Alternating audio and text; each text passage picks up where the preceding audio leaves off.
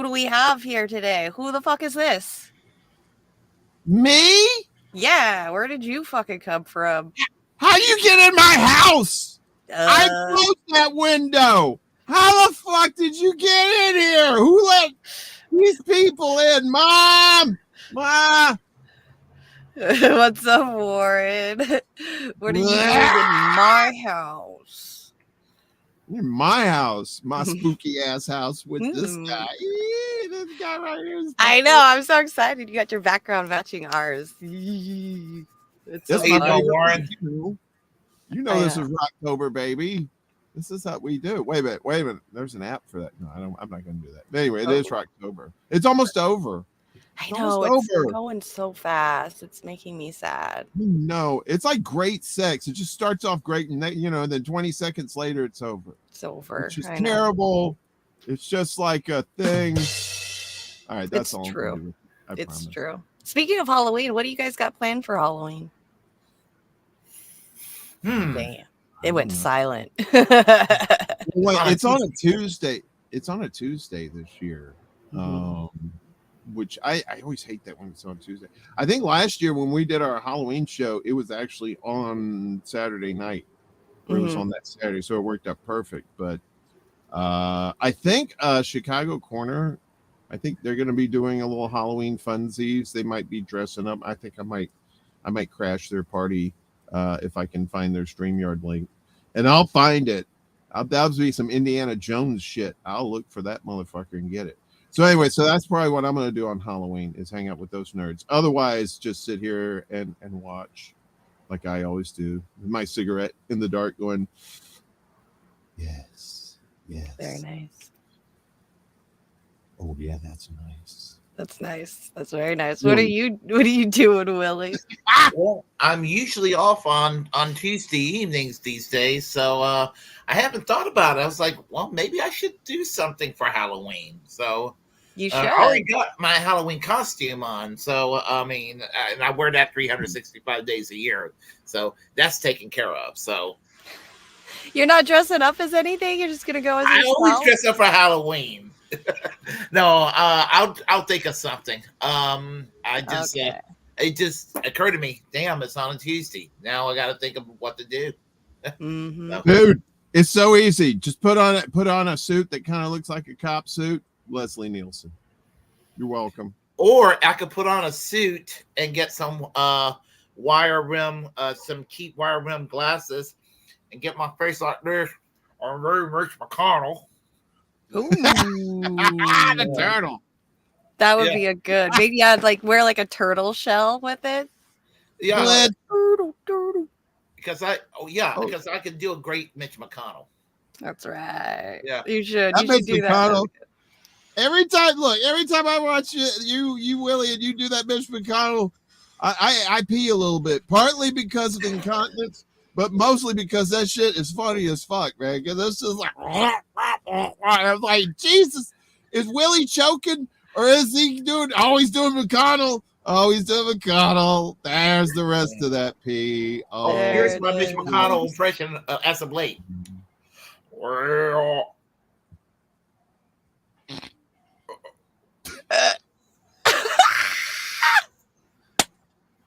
glitch. Yeah, I can have the little what you call modem sound in the background with the yeah.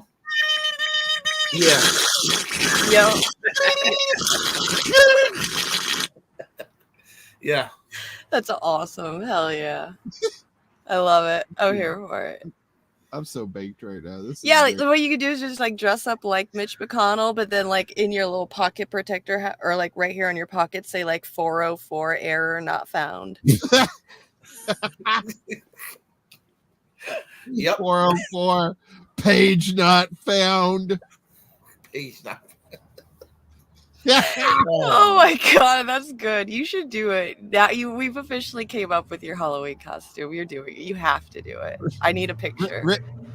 Rick said in the chat, he said that was too believable. He thought Willie was going to join us down here. This is a crossover episode, by the way.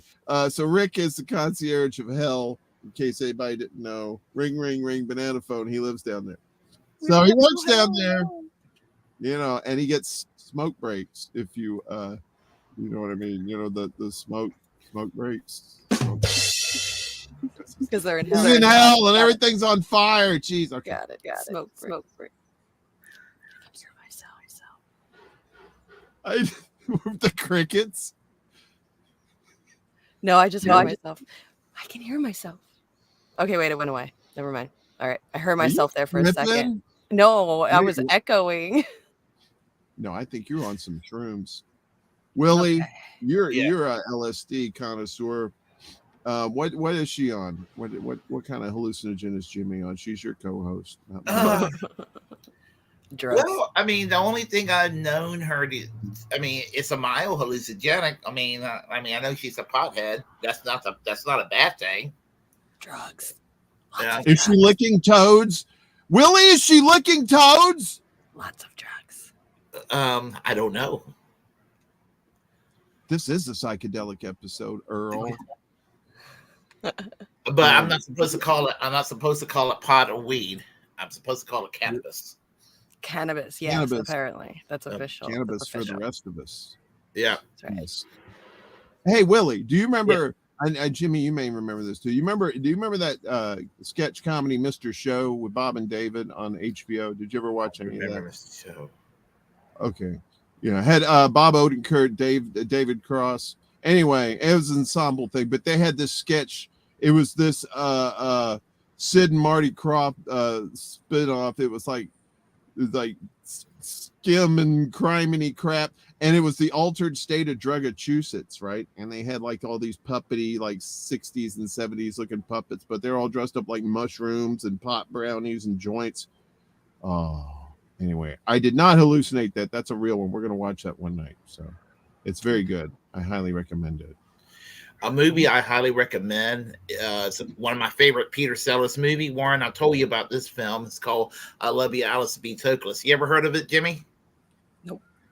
Yeah, 1968 is a Peter Sellers movie. It's one of the few times a British actor has an American accent that doesn't annoy the hell out of me. And he's basically just a mainstream lawyer who befriends a young hippie girl, and then he ended up having an affair with her, and in the movie, but she was stranded. He gave her a ride to his apartment. He was a very nice person, and he let her stay for the night, and he had no ulterior motives or anything like that. And I mean, he was just a nice person, and so she was so grateful for how nice he was when he was at work. She made him plate of brownies, and she put marijuana in the brownies. And so when she left for the day, and then he went out with his girlfriend and his father and mother that evening because he was engaged to be married. And they came back to his house, and they had those brownies, and all of them were getting high. It was funny as hell seeing these middle-aged people and the older folks getting high off of these pot brownies. They were called I Love You, Alice B. Toklas brownies. I highly recommend that film. There was an episode of Sanford and Son. I don't know if it was Julio or if it was Rollo who came over. It was one of Big Dummy's friends. He came over, had some pot, and it ended up getting mixed up in the salad, and they had this dinner. So it's Fred and Lamont and Aunt Esther's over there, and they all eat the salad. They all get fucked up. It's one of the best episodes of TV ever. But yeah, but it was like very controversial because marijuana, bad disease. And they put it, I don't know how it got the salad, but they're all eating the salad and they're all getting fucked up. So anytime when you see squares and normies get accidentally stoned like that, it's just beautiful. It warms your heart, if you have one. Yeah. Until they start having a panic attack. Then you gotta make sure they're eating. Geez, Braggland with Willie Bragg and Debbie Downer. Hey, listen, everybody knows it's not for everybody, but still, just have some. You gotta be the realist. I just gotta be the realist over here. Yes, weed is fun, but you know what you are? You're that people... teeny tiny lettering at the bottom of the screen. Side effects may include nightmares, time travel. Right? Man, I'm just trying to get my fun on, and you over here playing Dr. Clinic. Ain't nobody got time for that shit. That's right. That's right. You never know. You never know. I've had some people, like have some bad experiences on it. So, you just gotta take it easy with certain people. But yes, it's fun. The worst thing it's ever done to me is made me sleepy really quick. That's about the worst thing it's ever done for me. When I first started like smoking, before there's like this point you come to where you can just start smoking normally, where you get past all the weird stuff that happens. And I used to call it the rubber band effect, where I would be talking or listening to somebody and then completely forget everything from before, which I still do now. I've just been able, I'm more comfortable and can control it a lot better and stuff. But before that point, the whole rubber band effect, as I called it, used to scare the crap out of me. I didn't like that at all. Yeah. Well, and there's plenty of potent strains these days too. When I was coming up in the dirty South, you really only had like the brick shit, and it had just a certain level of THC in there. So, you would have to smoke a lot of that stuff to just like pass out. And then fast forward to today, where you see them you see people in these white lab coats with the Erlenmeyer flasks, and it's just like, yes, and they're just like building the perfect marijuana. I'm like, Jesus, man, we don't need to go to the fucking Mars on this shit. I just want to get, I got some aches and pains I want to get rid of, a little anxiety, I just want to have a little fun, I don't want to be like, woo, what the fuck, that's what acid's for. Right. You don't want to go flying in outer space. I'm still looking for today when I can bake me some cannabis lasagna. That's what I'm looking forward to. Yeah, that'd be interesting. And when I do, I might do a live stream. Very interesting. Yeah, I would love to see that. I would love to see that. Yeah, definitely. I'll have my lasagna. I'll have my bottle of wine with me, and I'm like, folks, I'm getting kind of gonna get baked tonight, and got some cops that live next door to me. They don't have to know. That's right. That's right. They're probably smoking themselves. I tell you, when I lived in North Mississippi back in the 90s, when cops pulled you over, and if you had pot on you, they didn't write you up or take you to jail. They just took the pot. They took all your pot, sent you on your merry way, and they either smoked it themselves or they sold it, because that's what those shitty cops did. That's the truth. You do have I wanted to say, though, you do have a pretty good Dirty South contingent here with you yourself, Willie, representing South Carolina, me from the Magnolia North Carolina. State, North Carolina. Yeah, fuck South Carolina.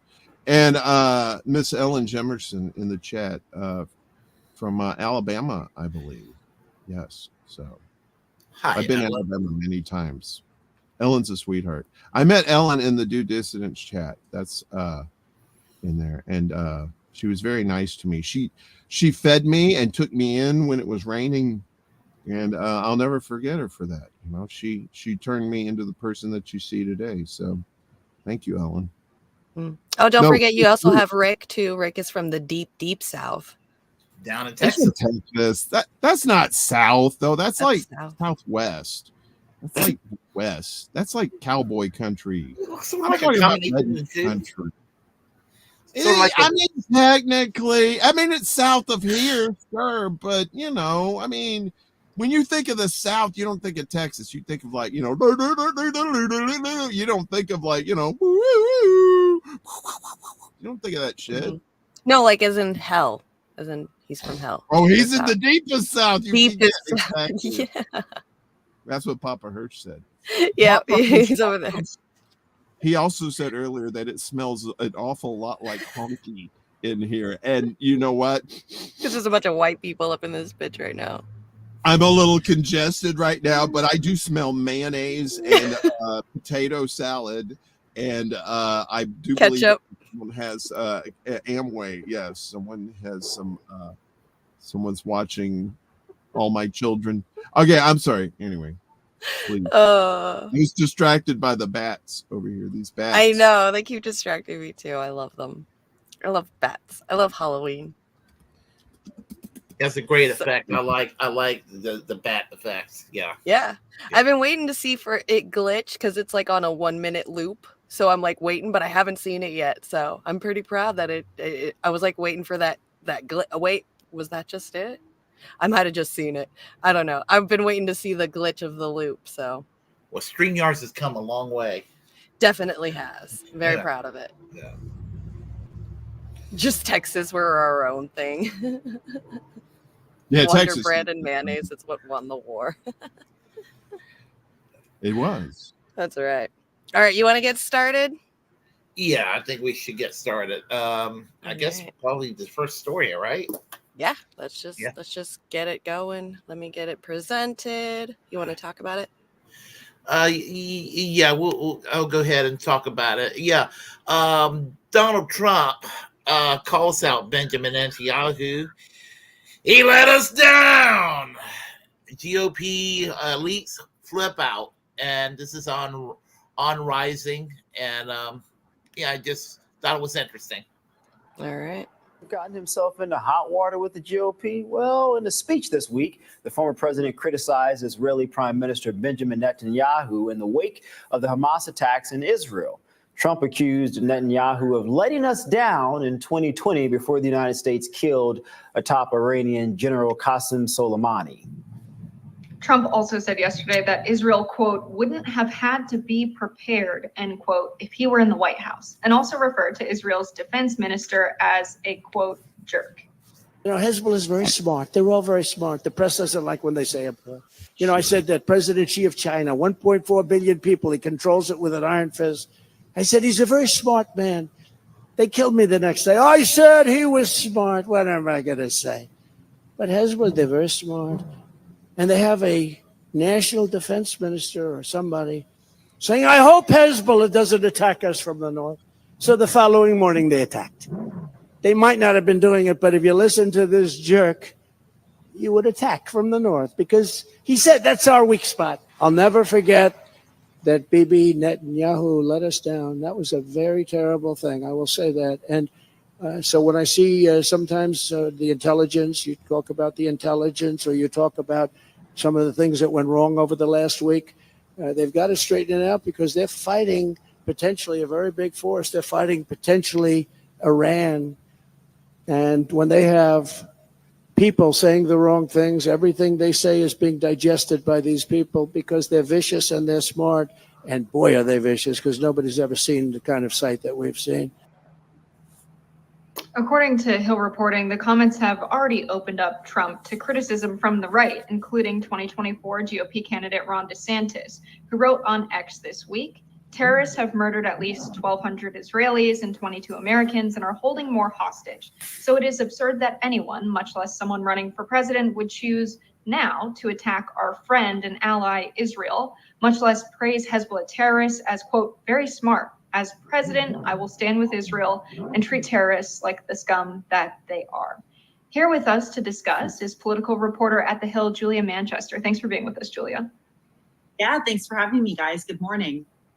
Good morning. So Trump tends to word salad on issues such as this with little sprinklings of current events and what's going on. I think possibly his supporters don't understand the issue from what he said there. What do you make of Trump's comments as a whole? Yeah, so some Republicans I talked to said, look, it wasn't the best choice of words and point to how he's called other, controversial figures, dangerous figures or adversaries to the United States smart, like Vladimir Putin, for example. But they also point out that he says they're smart and that they're not stupid. They're cunning. They know what they're doing. And a group like Hezbollah understands that. And he understands that a group like Hezbollah is a threat. At the same time, though, it does open it up to criticism from his critics because of the timing of all of this. This was not even a week after those horrific terror attacks in Israel. And then, of course, in the same breath, he did criticize Israeli Prime Minister Benjamin Netanyahu and, sort of said, if I were president of the United States right now, this wouldn't have happened. So, I think there's some, questions as to whether this was the best timing, but I don't think at this point anyone thinks, Donald Trump is actually praising Hezbollah. It was just a bad choice of words, bad timing. And then another actually viewpoint I've heard on this is that, Trump maybe even looking at this from a strategic lens and trying to appeal to more moderate voters in the United States who may look at a leader like Benjamin Netanyahu, who is quite conservative and not popular with liberals in Israel and the United States and around the world, and see it as Trump sort of trying to appeal to those moderate voters, but still really getting a lot of attention and backlash from his Republican opponents. Julia, I want to unpack something that the former president stated in his remarks. He stated that Benjamin Netanyahu, quote, let us down. What exactly was he talking about? Well, sure, Michael, he's referring to how, back in 2020, when the United States was launching an attack to kill the Iranian general or top Iranian general, Qasem Soleimani, that Israel did not participate. There might also be some more baggage underneath some of the Trump's venting towards Netanyahu, though he didn't reference this. Remember, Trump has also criticized Netanyahu for congratulating President Joe Biden for winning the 2020 presidential election. So this isn't the first time he's criticized the Israeli prime minister, but it is notable because there are so many similarities between Trump and Netanyahu, and they do have very close ties. Trump worked very closely with Netanyahu to establish the Abraham Accords, which essentially worked to normalize relations between the United Arab Emirates, Bahrain, and Israel. So they've had a relationship before, but this is Trump once again, lashing out at him. So Trump has a tendency, I mentioned earlier, sprinklings of truth. To mention Iran in this case is to bring in a lot of the rhetoric we've been hearing, a lot of conspiracy theories on the right, that the money given to Iran to release hostages was used in the attack of Hamas in Gaza. And clearly, we've heard from Anthony Blinken on this, we've heard from the White House on this, that Qatar actually, as a part of the deal, holds the strings to these funds and has agreed to block Iran from accessing these funds, and they were not used. What do you make of Trump just mentioning Iran at all? Is he trying to speak to some of those sentiments and anxieties?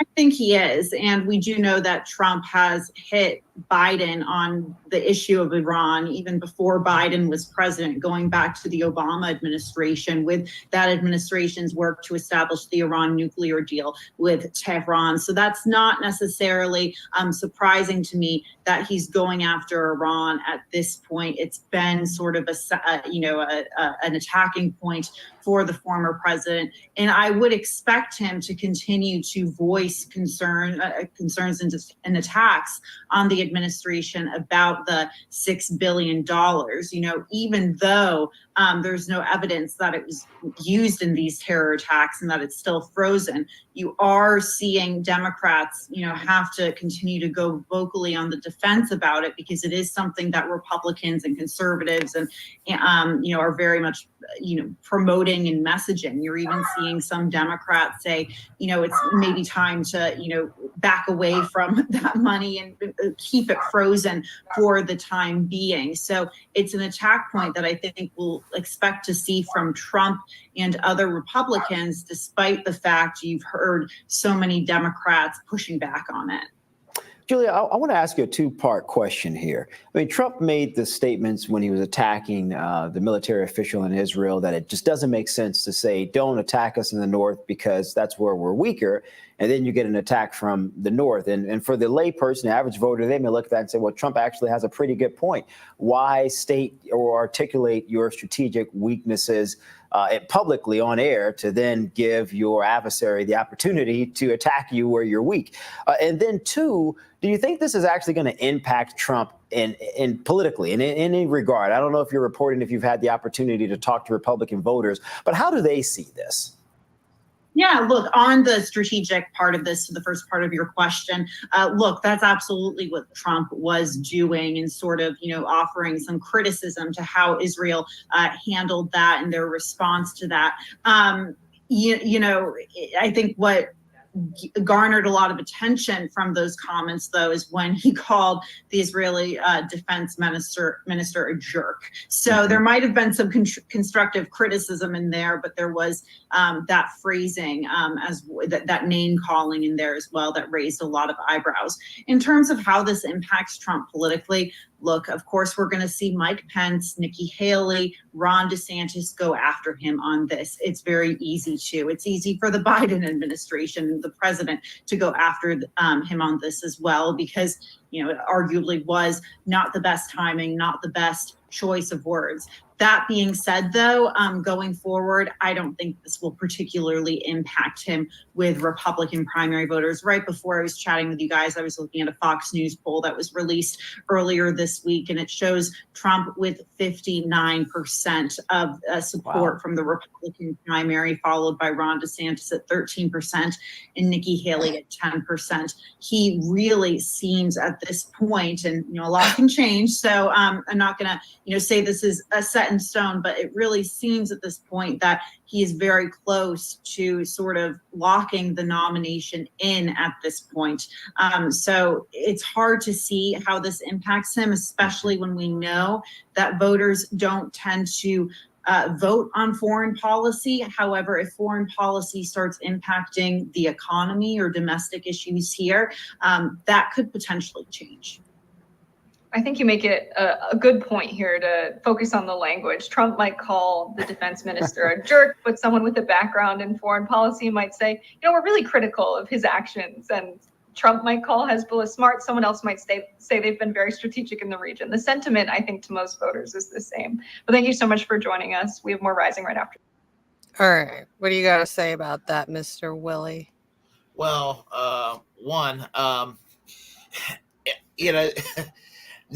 for the Republican base, for Trump to attack Benjamin Netanyahu, they're going to be perplexed, because it's like they love Trump, but they also love Benjamin Netanyahu, and they can't decide whether to be mad at Trump or not. And because the religious right loves Trump.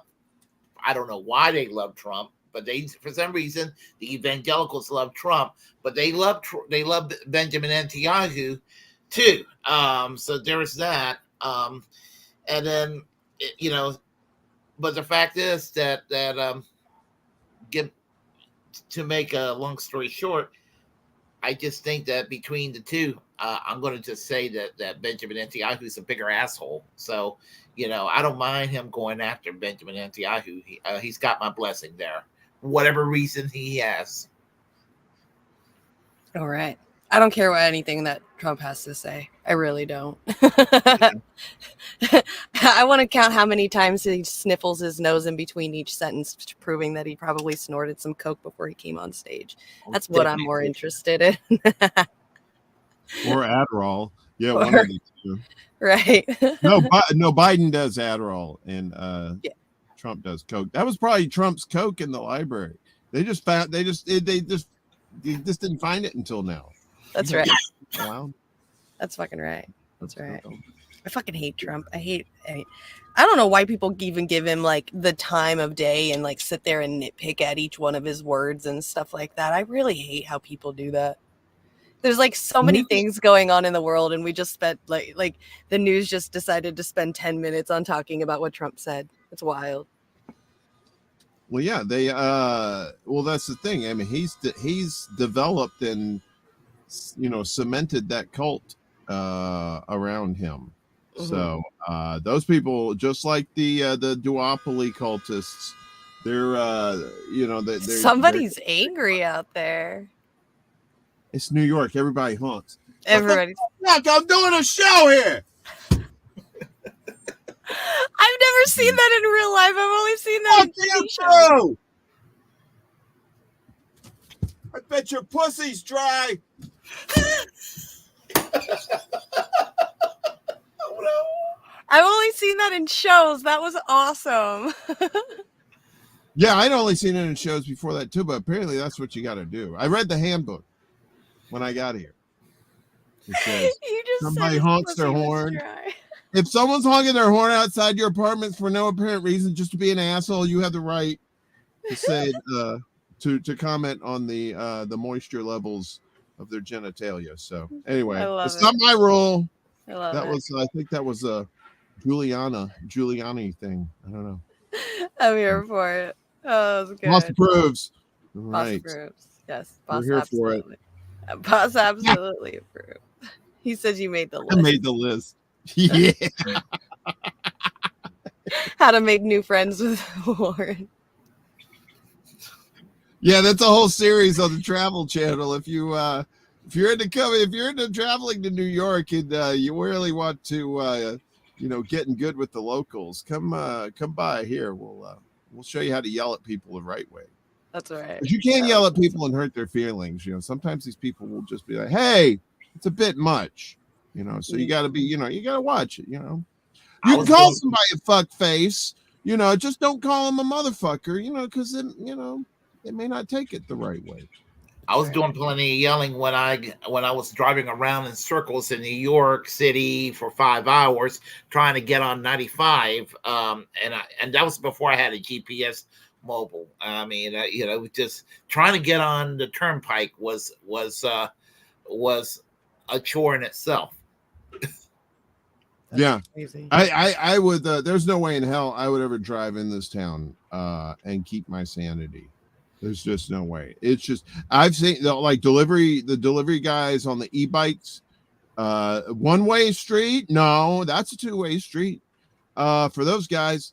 And so you got to watch out, and the cab drivers, and then the people from New Jersey who come to this city and drive their cars and don't know how to fucking drive New Jersey. Oh, sorry. Anyway. I don't like damn East Coasters are wild. You guys are crazy. It's so much pent up energy. I don't understand it. There's liquid crack in here, so I can cope. I know it's like in your guys' water system in the East Coast. Like y'all need to take a chill pill. Delicious coke. Look, I'm chill. Look, I'm in my house, man. That's the motherfucker out there. And I'm like, what the fuck you honking at, dude? Actually, look, Hirsch, we might not be rational, all right, but at least we know how to fucking chill. Actually, it took me a while to chill before I got to Connecticut. I had to pay the last toll, and the lady at the toll booth was extremely rude to me for no reason. And I looked at her. I said, you need to adjust your attitude. And she told me, shut up. I told her, fuck you. I drove off. And once I was in Connecticut, I felt better. I mean, I was just like, but I was just kind of like, the reason why she's such an abrasive person is because she lives and works in Connecticut. Okay. So like hell, like Rick knows about hell below. People in Connecticut know what a shithole state Connecticut is. All right. For real. Hartford, that's the corner of ouch and get shot. Okay. Connecticut's a shithole country. I'm just saying. I got family in Connecticut. All right. Western Connecticut's kind of nice. Okay. On the New York line. The Western Connecticut's nice. Once you get eastern, like you get towards like the Yankee town, it's the country people who are nice. They're very nice. Very pretty.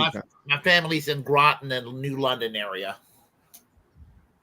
Oh, okay. I only know about Kent. I've been to Kent, Connecticut. That's on the western side. I've been to a summer, an adult summer camp there a couple of times, which is basically like a regular summer camp with booze and you bring marijuana. It's just one of those kind of things. But it was like in a valley, had very nice lush hills and kind of mini mountains, lake and stuff. It's very, very nice. I like that part. I've never been to the other part of Connecticut, but I know people that live in other parts of Connecticut, and they have death wishes. I'm just saying they won't do it themselves. They won't self-delete, but they like to hang around dangerous people. That's all I'm going to say about that. Yeah. So she's a product of Western Connecticut. That's probably why she had an attitude.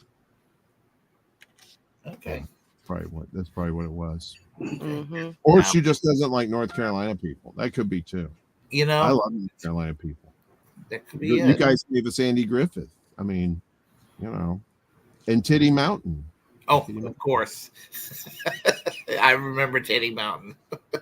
Who could forget? It's the breast mountain in North Carolina. God. Oh my God, Jimmy, it's the breast because it's. Sure. Well, sure. Tell the catfish. That's what it looks when you're. I know. When you're driving, that's what it looks like. My beep. That's meow.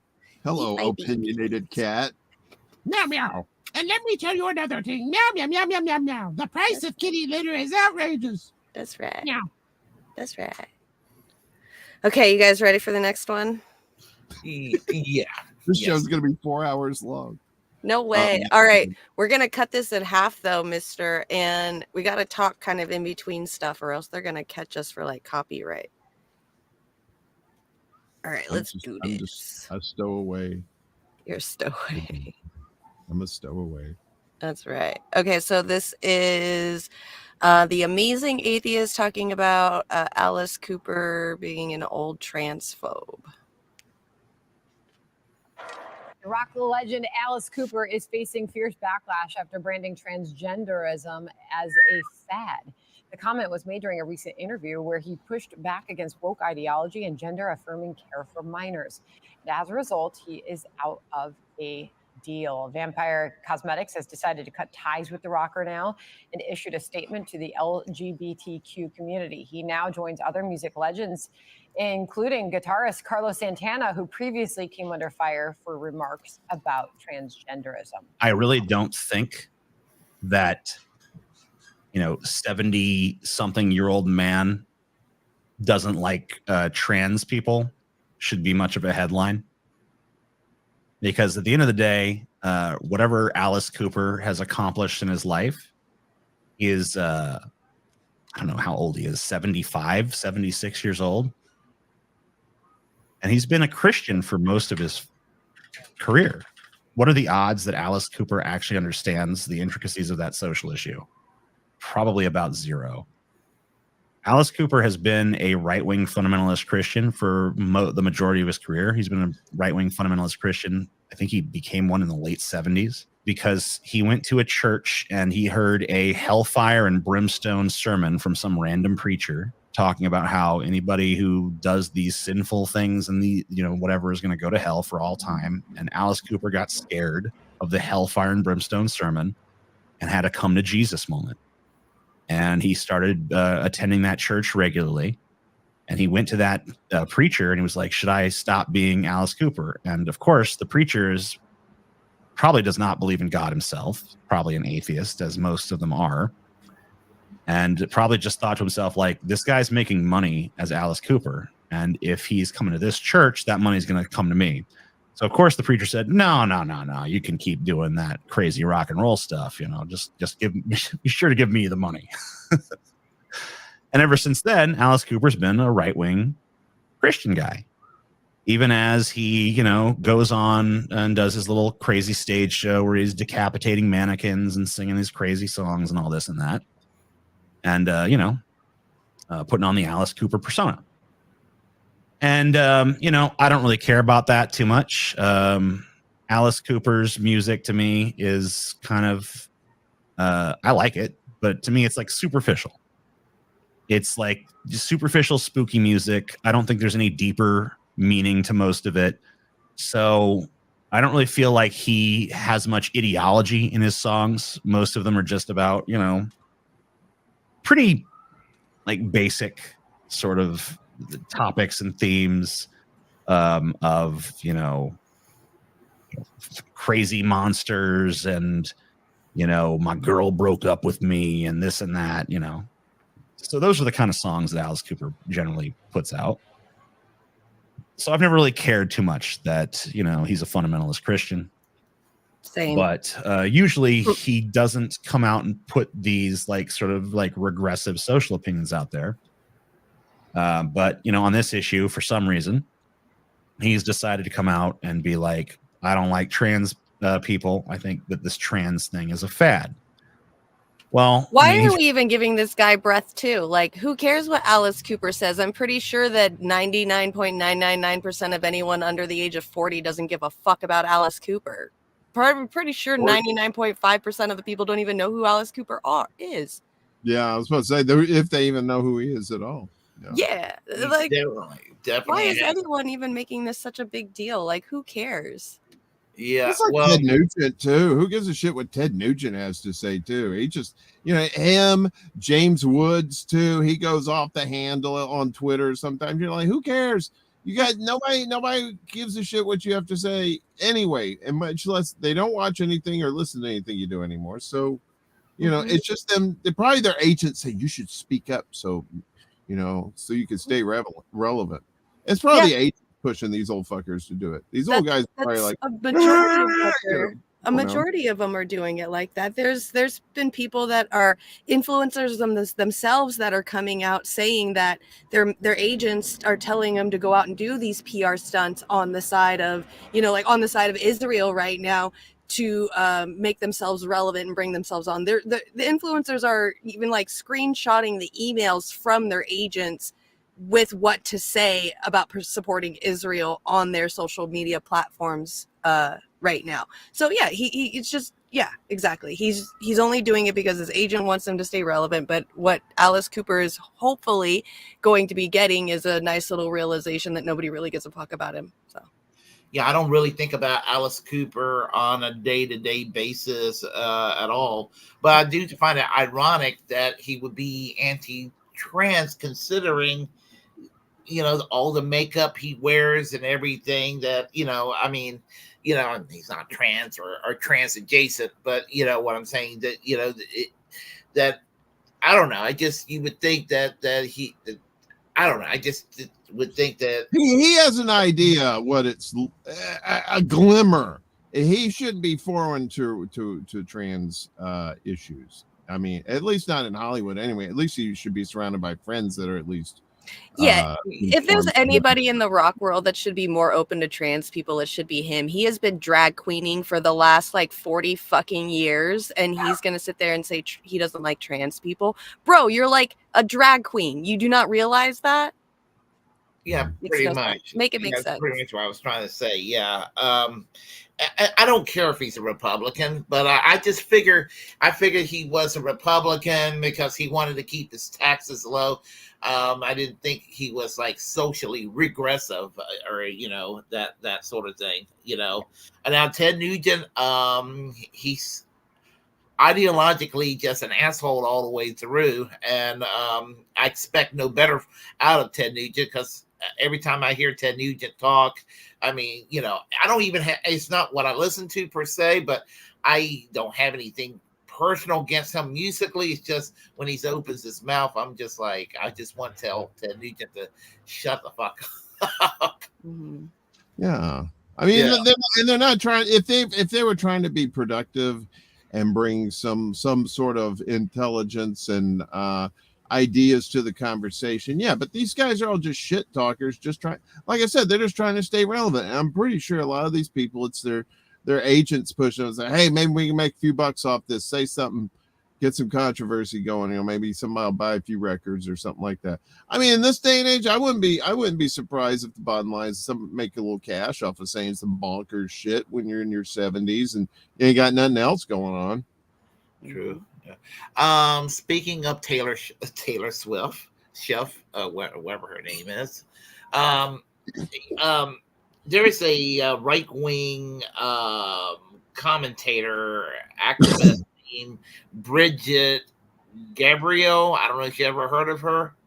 She's one of those typical Fox News style, talking heads that just makes these outrageous right-wing commentaries all the time.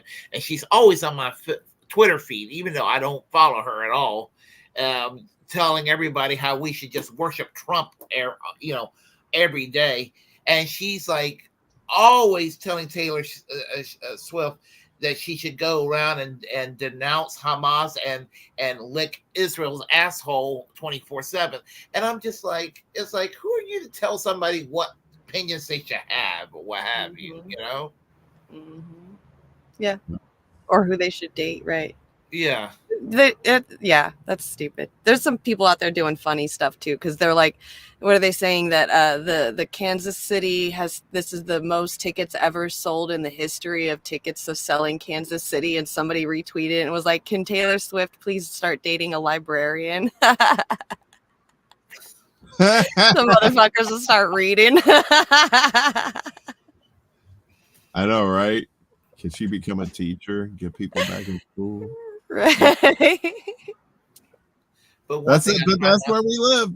That's how we are in real. 2023, man. That's people don't give a fuck. But Chiefs, what? Everybody pays attention to Kansas City Chiefs because Taylor Swift.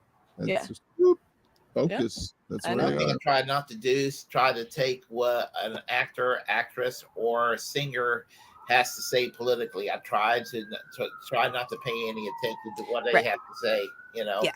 Because we have to remember they're not living lives like we are. That's actually me. I'm the one that's got the did my ambulance go to your? That's a long way. Those ambulances are very fast. Yeah. He's here now. Interesting. Look, yell out the window. Tell him to shut the fuck up. All right, shut the fuck up. There you go. Didn't listen.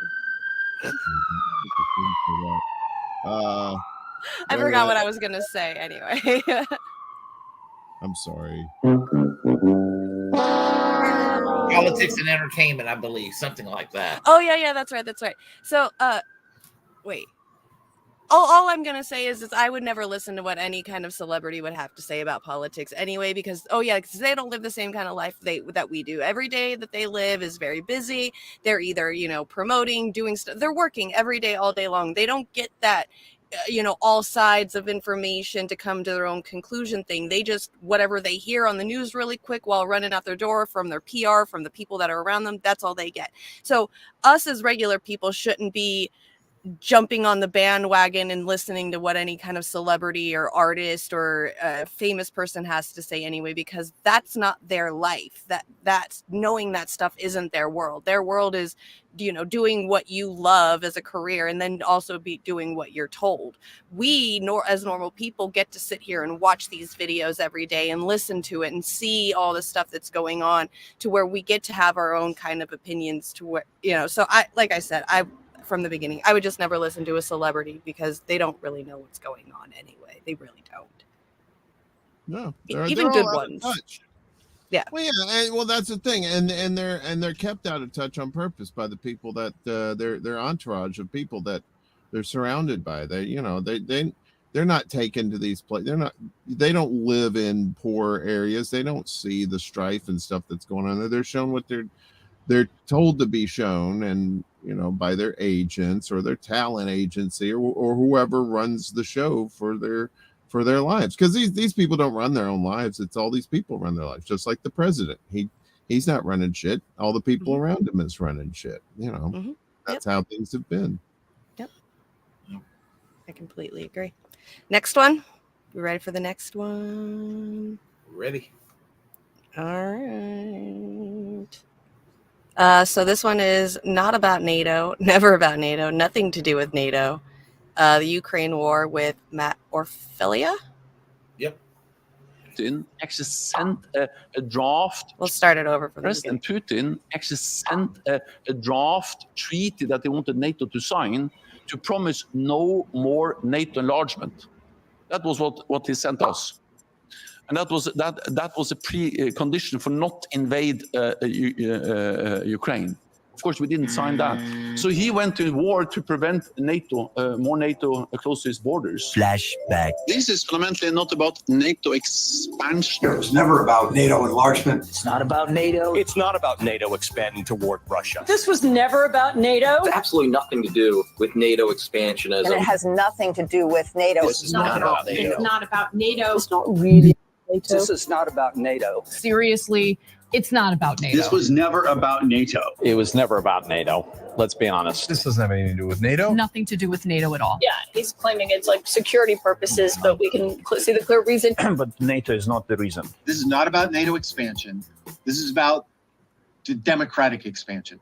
Ukraine bans religious organizations. We are protecting democracy right now. Ukraine is banning political parties. Because it's a democracy. Ukraine restricts books and music. It's about democracy. Ukraine won't hold elections. It's about democracy. And it's not about NATO expansion. This war in Ukraine is not about NATO. It's not about NATO. That's not about NATO. It has nothing to do with NATO. Nothing to do with NATO expansion. It's not about NATO expansion. Nothing to do with NATO. It isn't really about NATO. It's not about NATO. It's not about NATO enlargement. In fact, it has nothing to do with NATO. It's not about NATO encroaching. It's not about NATO. NATO is just a fictitious, imaginary adversary for Mr. Putin and for Russia. It was never about NATO. That's not what it's been about. It's been about him trying to expand his sphere of influence. Hang on. I mean, the two are not mutually exclusive. Obviously, Russia has wished for a sphere of influence over Ukraine. But if the West had not challenged Russian interests so directly, I think that there was a chance to avoid this war. He wanted us to sign a promise never to enlarge NATO. We rejected that. The reason why Putin invaded Ukraine is because of his evil. It's about that Putin wants to rebuild Soviet empire of evil, like President Reagan told. It's about Putin being sick. I don't know how you negotiate peace with a madman, but Nobody negotiated with Hitler. People are comparing him to Hitler. And remember Hitler? he's a Hitler. We're back when the Nazis invaded Poland. This is exactly the same. What Hitler was doing to Jews. This is the same. Putin will not stop. Putin is reminiscent of Hitler. Hitler. This reminds me of Hitler. Hitler. He's the new Hitler. Oh, Hitler. This is about a butcher trying to kill people everywhere in the world, just not Ukraine, Syria, all over the place. I hear you. Senator Lindsey Graham, always great to talk to you. Thanks so much. Thank you. All right, straight ahead. Damn, good job, dude. Yeah. Well, I want to say anything that Lindsey Graham advocates or embrace, I have to tell people embrace the opposite position. I mean, he's just one of the most awful human beings that's that has an elected position in this country right now. Two, it broke my damn heart to see Sweden and Finland join NATO. I guess it was earlier this year. And three, whatever we may think of Putin, he's not Hitler. He not even close. Right. And it just, what people just, it just makes me so mad how people get everything wrong, and Eric, and people really do believe that Ukraine is this embattled victim little liberal democracy, and it's not bothering anybody. And it's not that I want Russia to invade, but the Ukraine is not this little embattled, struggling liberal democracy. It's the most corrupt country in Europe. It has a right-wing problem internally, like a super authoritarian right-wing problem internally. And she say these things, you got people who are otherwise going to be on our side saying that we're secret right-wingers, and that's just not the case, and it just baffles me. Mm-hmm. I really enjoy how Matt Orfilia did it. It's especially he's around my age, so like we grew up right during like the 9/11 and stuff, and a lot of words were repeated kind of to brainwash us into going into like, Iraq, Iraq war, Iran war, or terrorism. And, all these words just kept getting repeated over and over and over again. And it kind of, after it repeats, you hear it multiple times, it starts to kind of sink in your head like, okay, this is, an excuse and the reason why.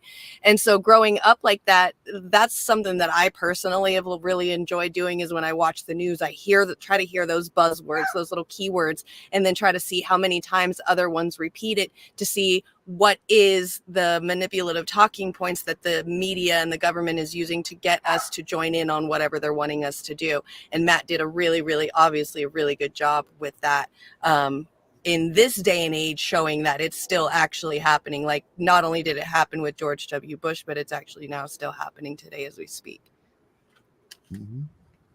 Yeah. I mean, what's going on right now is that, and they've been doing this for quite some time with Russia, basically ever since the end of World War II, trying to weaken it, trying to break it down to the point where Western interests can manipulate it, just like they manipulate any other country over there for resources and and for whatever interest the United States and the West would have with that. But Putin's is he an angel? No, he's ex-KGB, so he's probably done some nefarious things.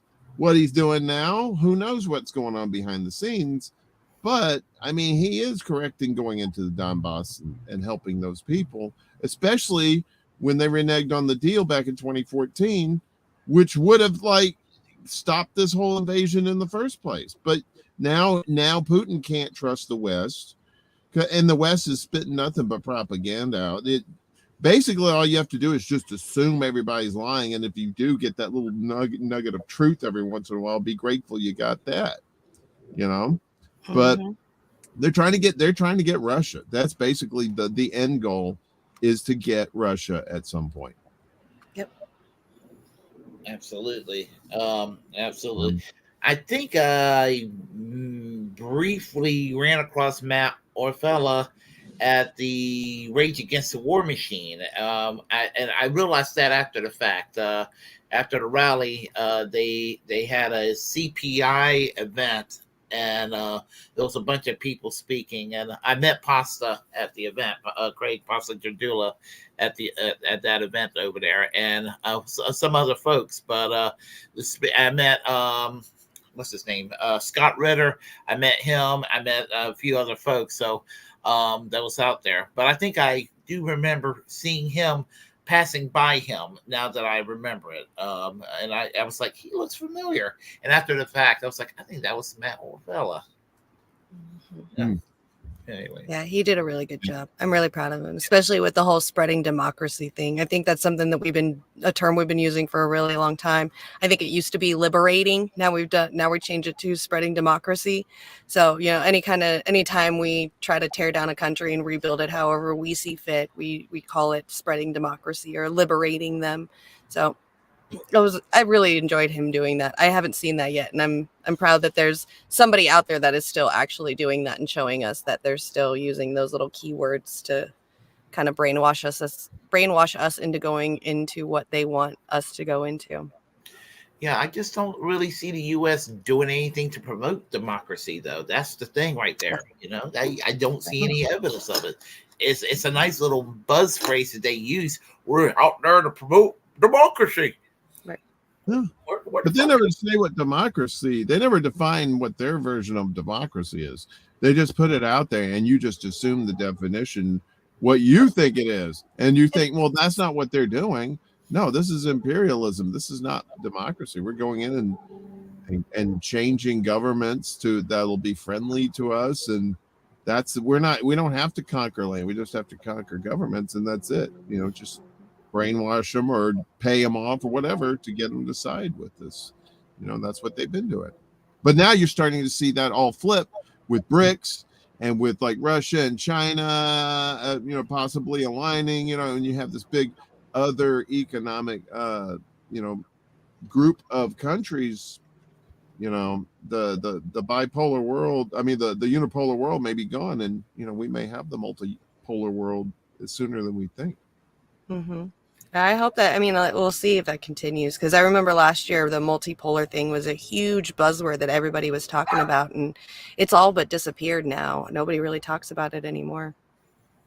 Well, I think the thing is, there was just kind of like the initial shock of all these countries actually standing up and defying the United States, and now it's the boring process of actually coming together. And there's still probably a lot of diplomacy that has to be taken into, and a lot of backroom talks and stuff like that amongst countries and their people. So this is not an overnight thing that's gonna automatically rival the United States. But I think the fact that it's actually on a solid foundation, and that it could possibly threaten the United States sooner than they imagine, or the Western factions, I should say.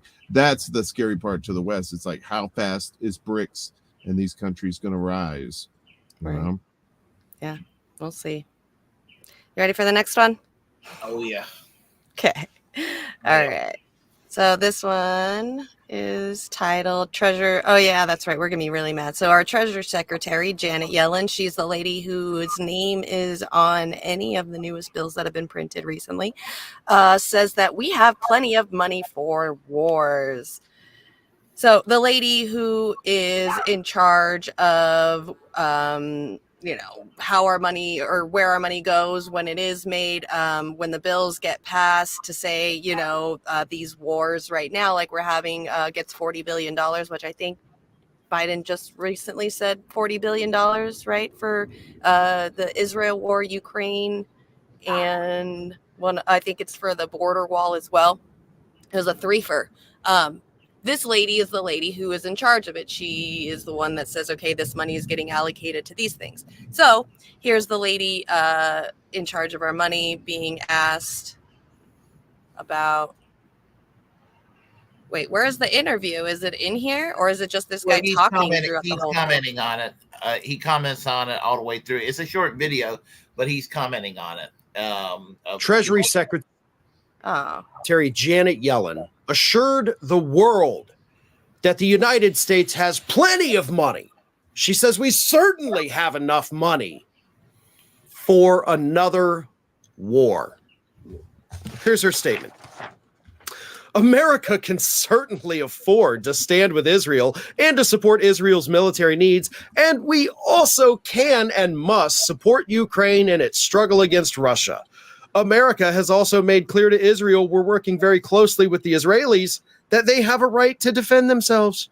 But it's important to try to spare innocent civilian lives to the maximum extent possible. So Janet Yellen, finance lady out there talking foreign policy, like, oh, don't worry, I'm in charge of the money. We got plenty of money for war. And, we've kind of told them, hey, if you don't have to kill civilians, try not to. But this isn't about the war. This is about the audacity of that statement, which might be one of the most disgusting things I've ever heard. We certainly have money to fund 2 different wars right now. Now, this is not about the attacks from Hamas against Israel. This is not about Israel's collective punishment of Palestinians. I'm not wading into that in this segment. This is about the United States. There's always money for war. Doesn't matter who it is, doesn't matter where it is. The war machine always has enough cash to keep it going, no matter what. Now, we ask for things like universal health care because medical debt is the #1 cause of bankruptcy here in the United States. Tens of millions of Americans, I think actually well over 100 million Americans, have medical debt of some sort. I have medical debt right now. But we can't afford universal health care. We can't afford debt-free college. We can't afford student loan debt forgiveness. We don't have the money for it, they tell us every time we bring it up. A Green New Deal, we can't afford to take action on climate change. and create a better life and prevent thousands of premature deaths each year, which is what those investments would do. No. We can't spend money to save lives, but we can spend money to kill people overseas. We've always got money for planes and tanks and bombs and drones and guns and bullets and everything. But no, you cannot have universal health care. It's not in the budget. We don't have it. No, we can't protect the environment.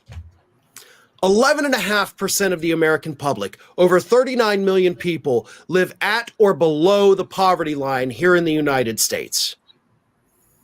11.5% of the population. Student lunch debt is a thing in America. And we are constantly told that no, we can't afford to give kids free lunches.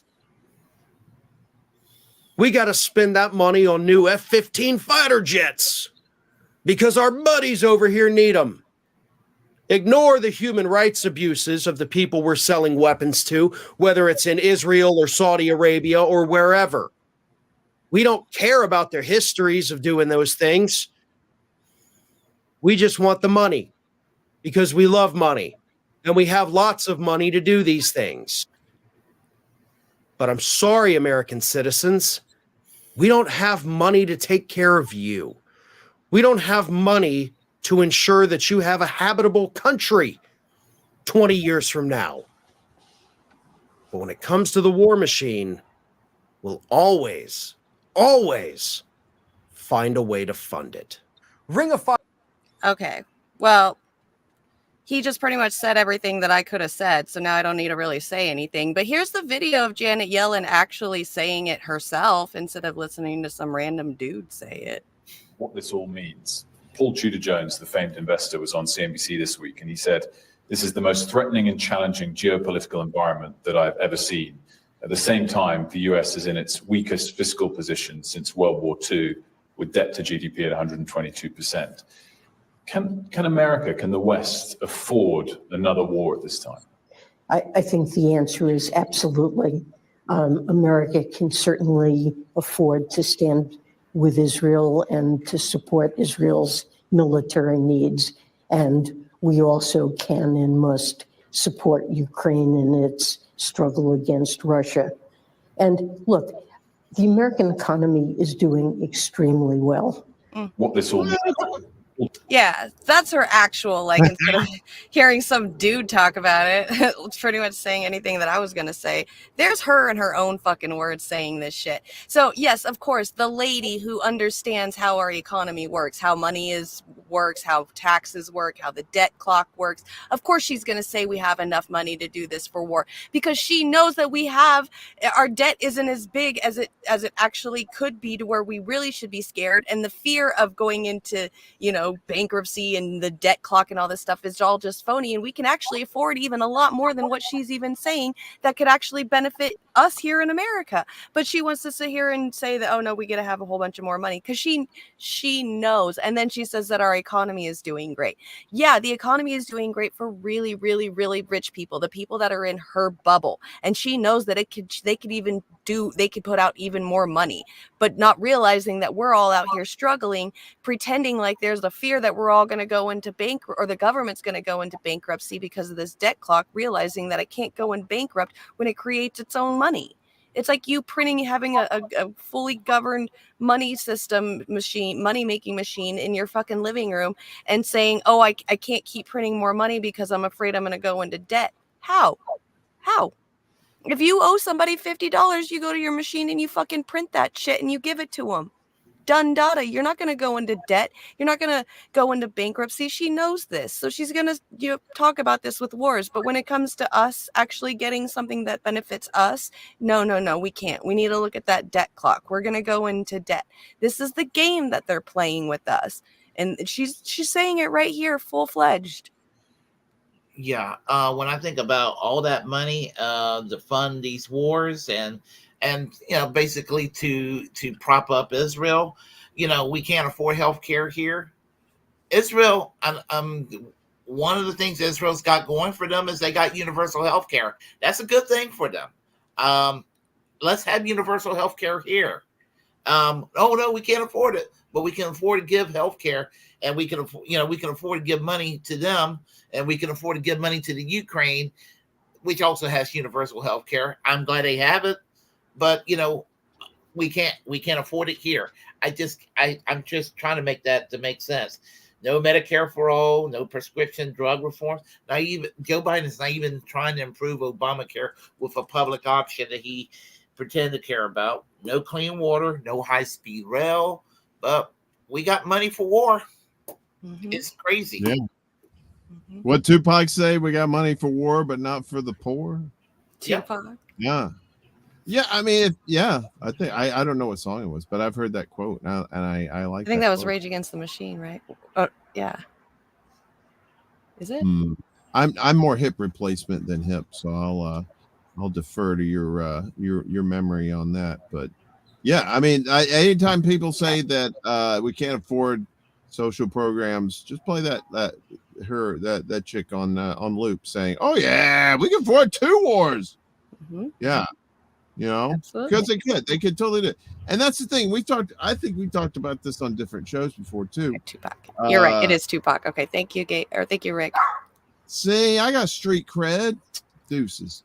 Anyway, so do you need a $900 billion military budget when you have 2 oceans on either side of your country and 2 very friendly countries with absolutely no way of attacking you and taking over your country to the north and south? I mean, seriously, do you need $900 billion? You do for black ops, for those things that you're not telling the people that you're paying for, all these dark projects and God knows how many secret bases they have around the country. That's why I tell people, it's like, you're not going to vote your way out of this shit. It don't matter who the president is. You have these career people in the 3-letter agencies who've been there for years, decades. They're ingrained into the system. You got to get those fuckers out before you're going to change anything. And then you got to get rid of those 3-letter agencies too, which are all just fucking fascist damn police monitors for us. You get them all out, get rid of those, retool how we do security in this country, because that shit, until you do that, nothing's going to change. Yeah, we just passed a bill, I think, just this week or something, where it's for funding, where a little bit's going to go to the border wall for Mexico. A little bit's, I think it's going to be like $2 billion for Ukraine or something like that, 80 or 20 billion or something like that for Ukraine, 80 billion for Israel, and then it was like 200 million, like a tiny little amount for Palestinian aid. That's the most recent bill. We have money for that. And that's where it's all going to, like billions for Israel, billions for Ukraine, money for the border, but just a tiny, tiny little bit for the Palestinian aid. Yeah, if they get it. Yeah, it's all depending on what did he say? Like, oh well, unless Hamas steals it. I'm like, dude, Israel created Hamas, all right? Yeah. That's a whole scam that's already been exposed, okay? So don't even try that. Oh, this bad guy. It's the same people. That's all the same fucking people. Just like over here, Democrats, Republicans. It's all the same goddamn people. Yep. We have to educate people on that, because people don't know. They think they're 2 separate things. It's like, no, they're all funded by the same people. It's all the same entities up here, and these are all just the puppet theater people down there. So I've been to somebody recently when I told them that Hamas was created by the Israeli Mossad. That's not true. That's not true. They're going to be an expert. Why wouldn't it be true? These agencies, these covert agencies, whether it's MI5, MI6, or whether it's the CIA, whether it's the Mossad, or whether it's the KGB, they're capable of doing evil things. And, they created and I was glad to see the Jimmy Dore show talk about this recently, where they talked about how Israel created the Mossad, which was there to disrupt and the PLO and to usurp the influence away from the PLO, which was secular, left, and quasi-Western, receptive to Western, values. Yeah. And Yasser Arafat had the Palestinian people united, and that's why they created Hamas in the mid '80s to break up the Beatles and divide and conquer. So just like this issue's dividing and conquering right now, like all these people, Willie, this being a Southerner, all these people down south, all these Baptists, they're losing their shit over this because I two of my relatives, two very close relatives, we've had this discussion about what's going on, and one of them says, "You're with the Palestinians?" I'm like, "Well, fuck yeah, I'm for the Palestinians. I'm against genocide."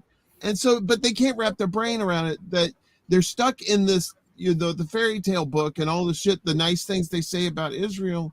And it's like, dude, that was written by men who wanted to control society and use this religion as a vehicle to control society at the time.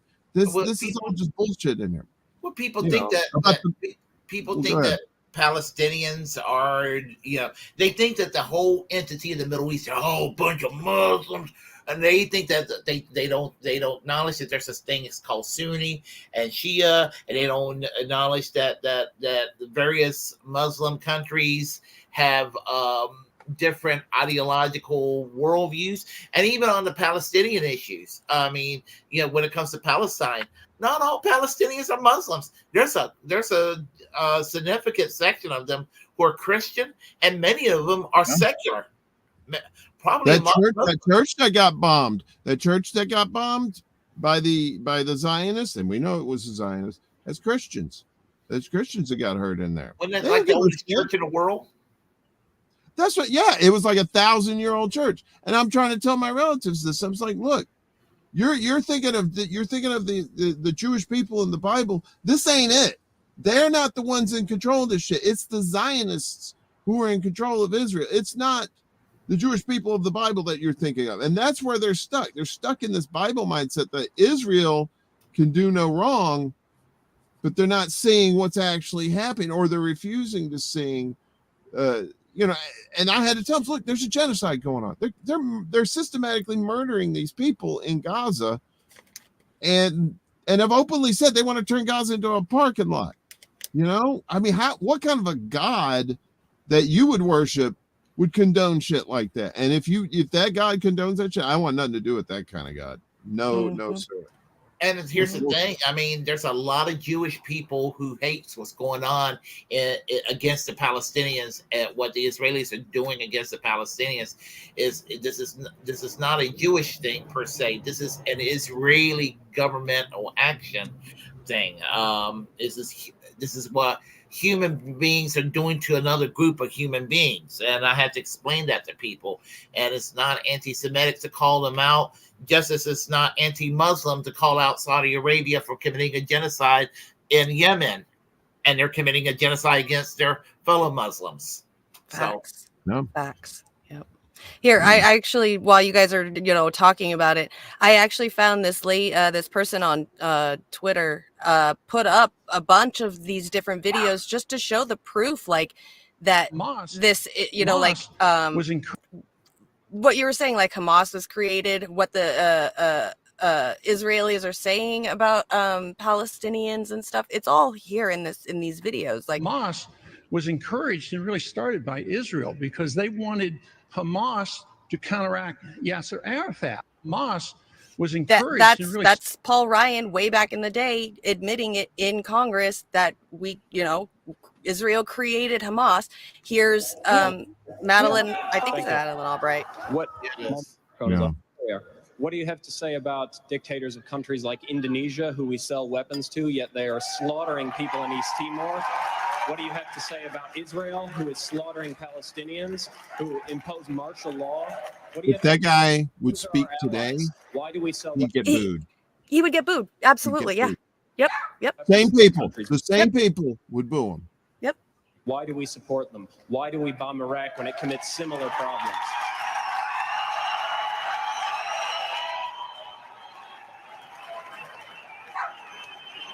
Crickets.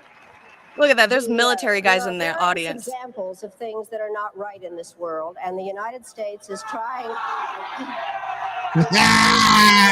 Clown. It's turned into Jerry Springer. I really am surprised that people feel that it is necessary to defend the rights of Saddam Hussein, when what we ought to be thinking about is how to make sure that he does not use weapons of mass destruction. I'd like to. Who are shouting, just a moment.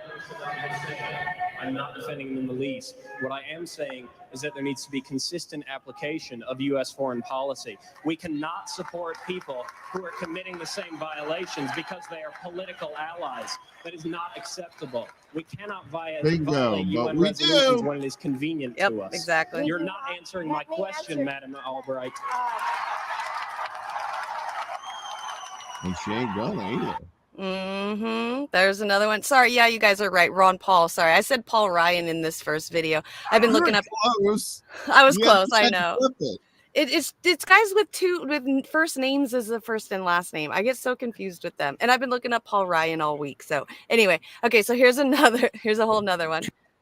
Tutu would often speak about the need to liberate not just those oppressed, but the oppressor as well. He saw how white South Africans became bitter and hateful people as a consequence of the racism that dominated their daily lives, the dehumanizing of the other that is such a central component of any system of oppression. But we will kill you in this village. Let's go home and go suck on my labor. We will kill those people here in this village, man. We're hateful for your people. And when he visited Israel and the occupied Palestinian territories, he saw the same thing amongst many Israelis, a hatred of the other who they had dehumanized, a shrinking of their own existence because they defined that existence in relation to those they subjugated and oppressed. Part of my own concern for what is happening there is in fact not what is happening to the Palestinians, but it is what the Israelis are doing to themselves. I mean, when you go to those checkpoints and you see these young soldiers behaving abominably badly, they are not aware that when you carry out dehumanizing policies, whether you like it or not, those policies dehumanize the perpetrator.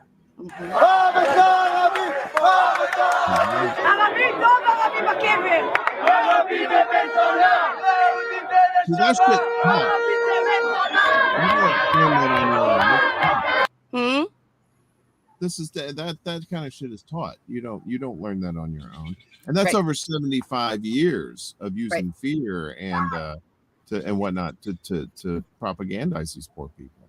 Right. Absolutely.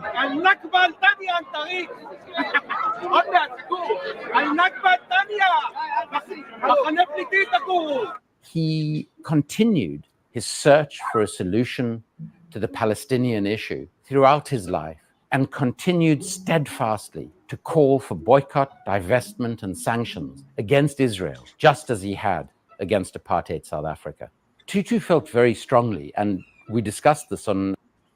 Yeah. So, I mean, there's just kind of, some proofs that like, it reminds me of I'm pretty sure somebody in the audience is going to know what I'm talking about. There's this study that they did where they took a group of people and separated them into prisoners and guards and had them like live it out or something like that for a week. It was at Harvard in the 70s or something. It was in one of these Ivy League schools. I think they did it. Right. And like after a day or two, even though they were all just, friends and regular people before this test got started, by a day or two, the guys that were playing was guards were literally like beating these people and like I heard there was like possibly waterboarding going on. Like they were torturing these people just at LARPing for an experiment. And so that just goes to show like you put these people in states of power and really oppression or oppressing,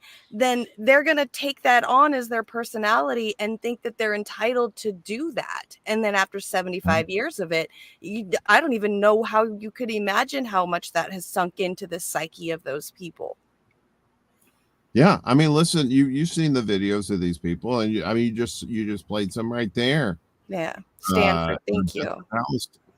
Death to Palestine. Death to Arabs, right? Then second Nakba is coming.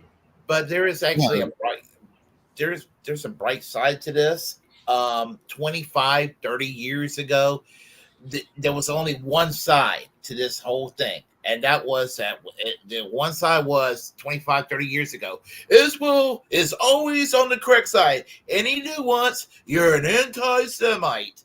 And now there are people kind of like there's a crack into that narrative now, and now people are kind of realizing, maybe Israel needs to rethink their policies toward the Palestinians, and that's actual debate now. Now you still have assholes like Lindsey Graham, and you have Nikki Haley, and the neocons are back in the Republican Party. That anti-war right that they were bragging about, this Israeli conflict, that Bush Cheney bullshit came out in the open and is back in everybody's face. The Republicans are every bit as warmongering as the Democrats are on Ukraine. When it comes to the Middle East, they get wet over backing Netanyahu. I mean, they come in their pants. This is porn to them. Netanyahu is their porn, and that's what it is with them. And so I'm glad Ron Paul. I've always had a soft spot for Ron Paul now. I mean, I don't agree with his economic libertarianism, but yeah, I've always had a soft spot because on foreign policy, he always consistently made sense. Yeah. Right. Yeah. A lot of the libertarians have too. Like it's coming to social issues, definitely. Yeah. Yeah. You could, that's the thing. You could talk to libertarians about all kinds of social issues and stuff like that. It's just the economic issues. You're like, okay. That's the only thing that stops me from being a libertarian is the economics. If it wasn't for the economics, I think I could go there. Yeah. Right. Yeah, they're not bad people. They're kind of fun, actually. And I consider myself a left libertarian in a way. So. Okay, so this next one you got for us, do you want to talk about it? The Jello Biafra? Yeah, Jello Biafra, former lead singer of the Dead Kennedys, lived in San Francisco, I believe, since 1977, and he ran for mayor of San Francisco in 79. And so he's going to sit there and share with everybody his takes on Dianne Feinstein and what it was like with her being mayor of San Francisco, and ultimately how right-wing she was, whereas the narrative was that she was this great shit lib. I'm the one calling her a shit lib. I mean, that's not the media calling her that, but they're trying to make her out like she's this benevolent progressive, and how she's to be remembered. And he's going to give you the good, dirty details on why she was a right-wing individual. Okay. Awesome. Here we go. Now it's time for another edition of What Would Jello Do? Good riddance, Dianne Feinstein. Finally gone. So many people at school who was this great pioneer for advancing the causes of women and equal rights and LGBTQ rights. And yes, she was pro-reproductive rights, but on all these other things, I beg to differ.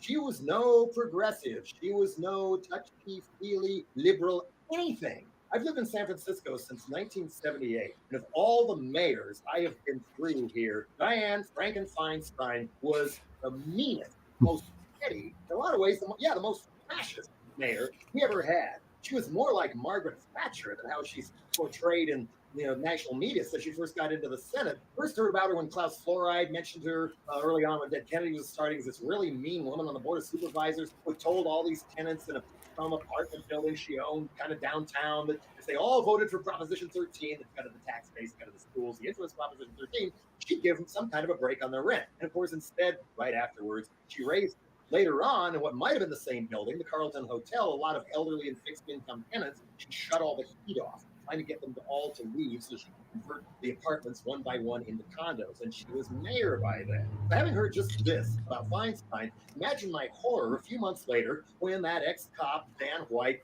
But in the one window he knew would be unlocked to avoid the medical detector, and he walked on down the hall, blew away Mayor George Moscone, who was a genuine reformer after the reign of terror of Joseph Alioto, and down the hall he went and blew away Harvey Milk as well. And to my horror, who becomes acting mayor but Diane Franken-Feinswine? Then it was time to vote on the full mayor. That's one thing that pisses me off too, because I've like just within the last couple of years looked up this Milk guy that was the mayor before Dianne Feinstein. Wasn't he like the first gay mayor ever in history? And he was killed, and then Feinstein who took his place, and that's who we've had in San Francisco ever since. Like, they had that fucking chance and it got ruined, and that's who they put in their place was her over this Milk guy, the first gay mayor in U.S. history. So sad. Yeah, kind of the same what happened with JFK. You had JFK, and then boom, now all of a sudden you had LBJ, who was totally different, you know, conservative cat. And you're like, he managed to get some of JFK stuff through, but still, you know, he was no JFK himself. Yes. Yep. Okay, good. Okay, thank you, Gamer. Yes. Harvey Milk, first gay mayor. Yep. All right. So sad. Such a sad story. There's also a biopic by Sean Penn, our favorite person, who plays, ironically, Harvey Milk. It's called Milk, is the name. I think it won the Oscar or may have been nominated or something. So it's really good. All right. What are you eating over there? What are your damn business? That's what I mean. What are you Getting eating? up, look, that's my house. You get up in my Kool-Aid sugar. No, I'm eating Ben and Jerry's peanut butter cup because I'm hungry. I needed a sweet treat. I'm sorry. Very nice. She's an acting mayor, and she apparently promised her leading rival on the board, Quentin Kopp, and he helped vote to make her acting mayor. She wouldn't run for a real term, clearing the way for him. She had run for mayor twice before and lost. Didn't even make a runoff. And so, soon as she's voted and as the mayor until the election, she starts running for a real term. Quentin Kopp never forgave her, and that meant a blood feud began, culminating in the election in 1979, where I also ran. Within 2 weeks of Feinstein becoming mayor, police violence just skyrocketed. Brutality skyrocketed against Latino people, some labeled cholos, of course against LGBTQ people and undergrounds all over town. Harassment, violence, you name it. And yes, the cops loved going crazy on punk rockers, too. Going after Mabuhay Gardens, where we often played. Rented halls didn't last very long until the police would shut them down, in part perhaps because it wasn't something controlled by Bill Graham, who had a very palsy-walsy relationship with Dianne Feinstein. But it gets worse. 1981, San Francisco wins the Super Bowl. People are celebrating all over town. They never won anything like that before. There's people celebrating in the street, Broadway in Columbus, down Market Street, Market and Castro. What do Feinstein's cops do but wait for a signal, and then they just went in and beat the crap out of people. They probably asked them to leave, and then, oh, you're not going to leave? Okay, fine. And they just attacked. And then Feinstein called a press conference praising the cops for being so level-headed under fire and sending a signal that that's exactly the kind of police violence she liked.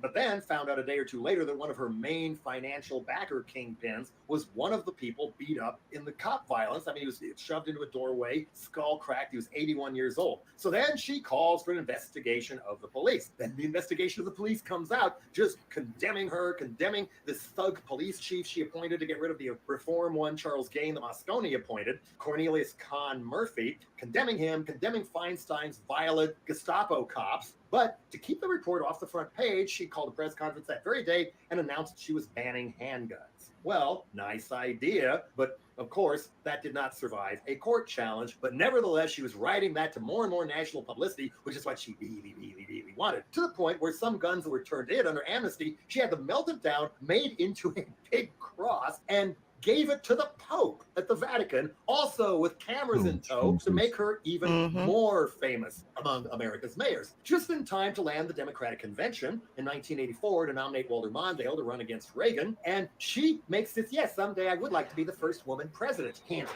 Fritz Mondale, I want to be your vice president, and so do a lot of my rich friends. Instead, to avoid her, he picks Geraldine Ferraro as Feinstein's cops are running crazy all over town again. Union Square, other places. The picture of Michelle shocked on her debut album with the cops, either the club with arm around her neck and she's screaming and everything. That's San Francisco's finest doing what they like to do best. Feinstein would not hear of trying to rein them in. She loved this stuff. She even had a police radio in her limo where she could relax by listening to police radio instead of music or news, but she was traveling in her limo. One of the board of supervisors, Richard Conquisto, who was a sheriff earlier and a police chief later, even labeled her a cop groupie. And a cop groupie she was. Well, Dan White, of course, got off with 3 to 5 for manslaughter. The community goes crazy. People are storming City Hall with Feinstein trapped inside.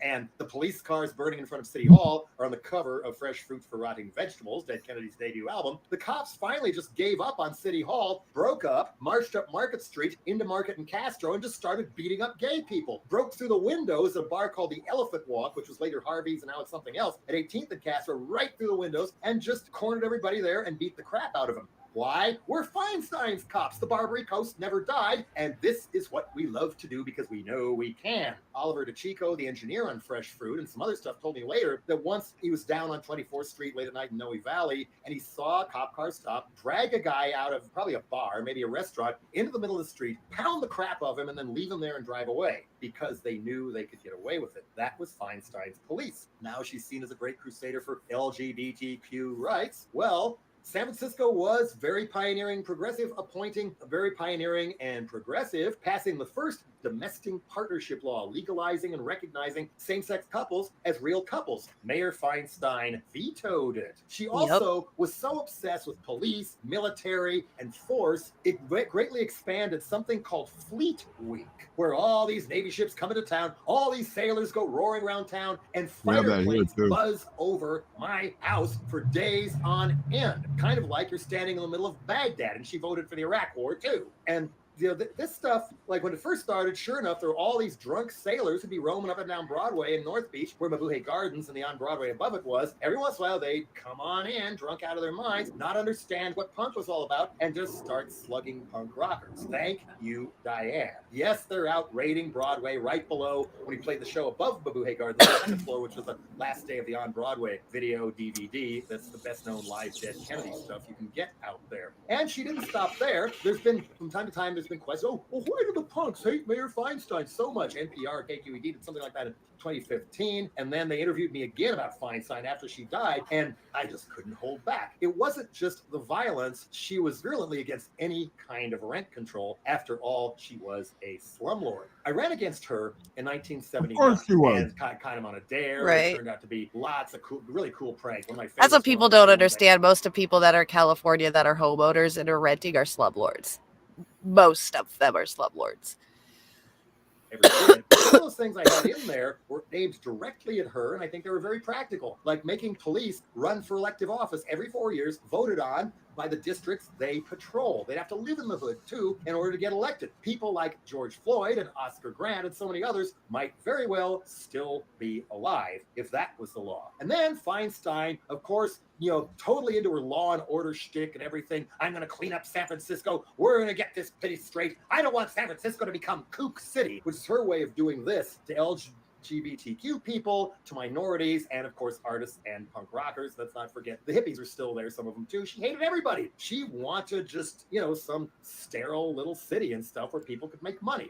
She said she was going to clean up Market Street, and she meant the Tenderloin, which is still a ghetto today and was long before Feinstein was mayor. I thought, wait a minute, what's at the other end of Market Street? That's what needs cleaning up, Diane. That's where Bank of America headquarters was. That's where Chevron headquarters was at the time. Bechtel Construction and so many more. That's what needs cleaning up, which is where I got the idea to require businessmen to wear clown suits between the hours of 9 and 5. It was aimed at them. That's the one on my mayor platform that the corporate McNews liked the most, and a lot of people, that's the only one they know, but hey, why not? I don't want San Francisco to become Kook City. Dennis Perrone, running for supervisors, longtime cannabis legalization and LGBTQ activist, said, we are the kooks, and that's why we're running. She wanted to wipe us out as publicly and viscerally as possible. And that's just the way the place was run. She was such a petty little fascist that she had a columnist for the San Francisco Examiner, Warren Hinkle, arrested for walking around with his basset hound without a leash. He got dragged away by the police, put in a car, taken down to the jail, everything, just as a gesture to show who's boss from Diane Feinstein. During that mayor campaign, I successfully avoided her except for one all candidates meeting at a radio station.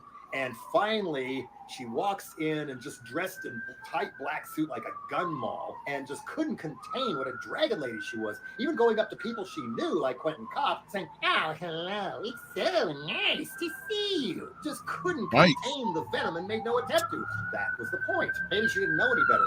Another person running in that race was a guy named Joe Hughes, who either grew up with or knew a lot about Feinstein's childhood and teenagerhood. Yes, she was born into privilege, a surgeon and a former model, and that even when she was a teenager, according to Hughes, instead of going out on dates or this, that, and the other, they would cart her, at least have the help do it, to board of supervisors meetings so young Diane would take notes about what she was going to do later. Maybe that's why she thought she was so entitled to become the first woman president. Hint, hint to Mondale.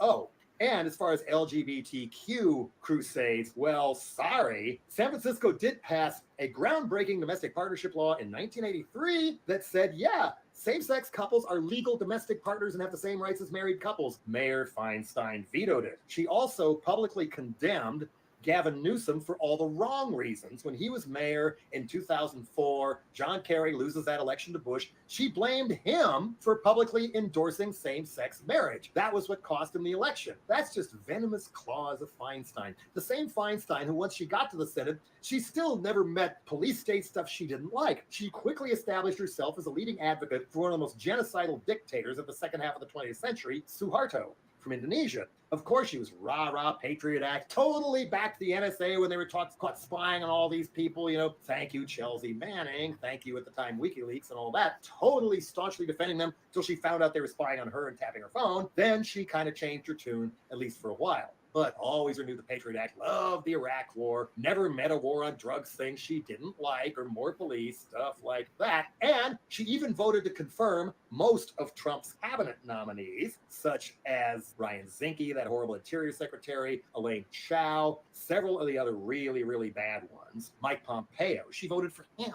Then comes her second national coming out as a completely windbag on the Senate Judiciary Committee, where she was a ranking member when Brett Kavanaugh's nomination came up. And there's Christine Blasey Ford sends her a note saying, look, that guy raped me. She just left it at her desk for 6-7 weeks, didn't think it was important. Finally, it came out, and she treated her and the others just like Joe Biden treated Anita Hill and wouldn't let the other people backing her testify in order to get Clarence Thomas in and stuff like that. She basically protected Brett Kavanaugh, even though she voted against him when it was safe to do so. Voted for, and then after the Amy Coney Barrett whitewash, ramming her through right before the election, she hugs Lindsey Graham, noted segregationist, white supremacist, and everything else, senator and Trump suckler from South Carolina, and hugs him. Oh, that's one of the best hearings I've ever been a part of. Gushy, gushy, goo, goo, gaga. Where was her brain? By then, even the San Francisco Chronicle, who helped build her, and she never did anything wrong in that paper, well, their leading editorial one Sunday was for her to please step down and resign because she wasn't capable of doing her job anymore. Her own staff was complaining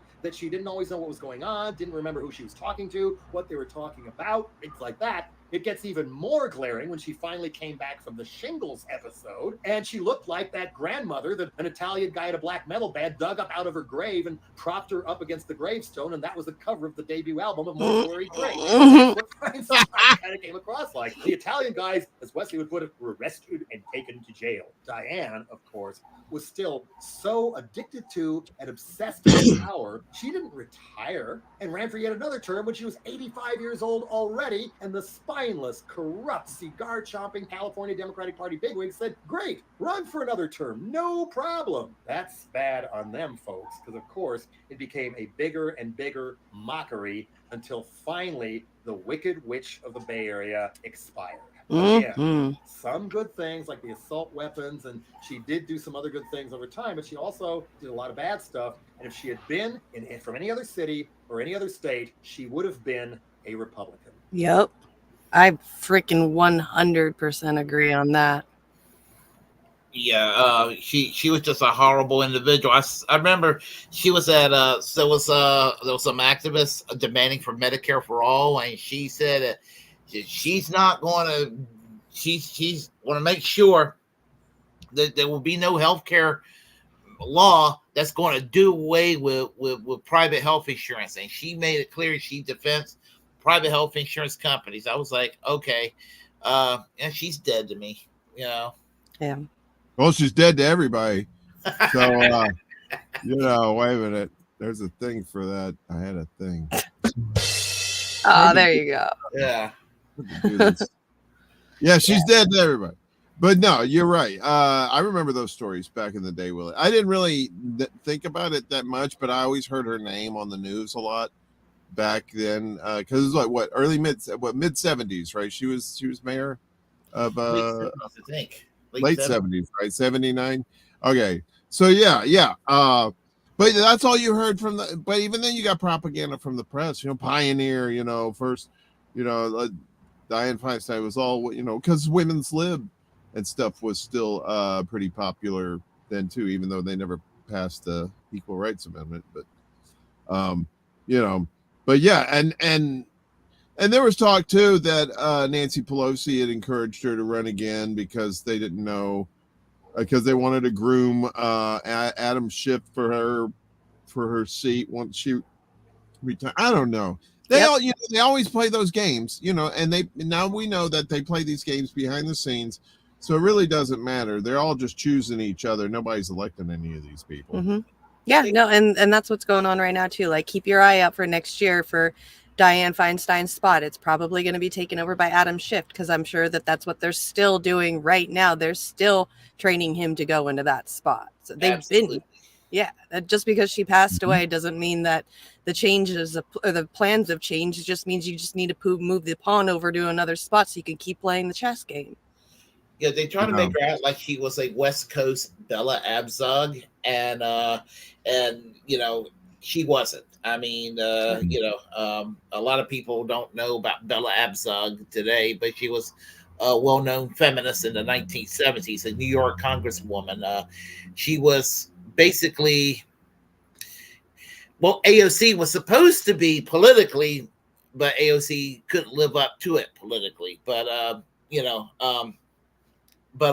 more on the feminist side, explicitly in relation to Dianne Feinstein, and Dianne Feinstein was no, just as AOC's no Bella Abzug, Dianne Feinstein was no Bella Abzug either. Mm-hmm. Yeah. I agree. I think Bella's days are long gone. You know, it's just because then we all know that at least on the national level, it's all theater.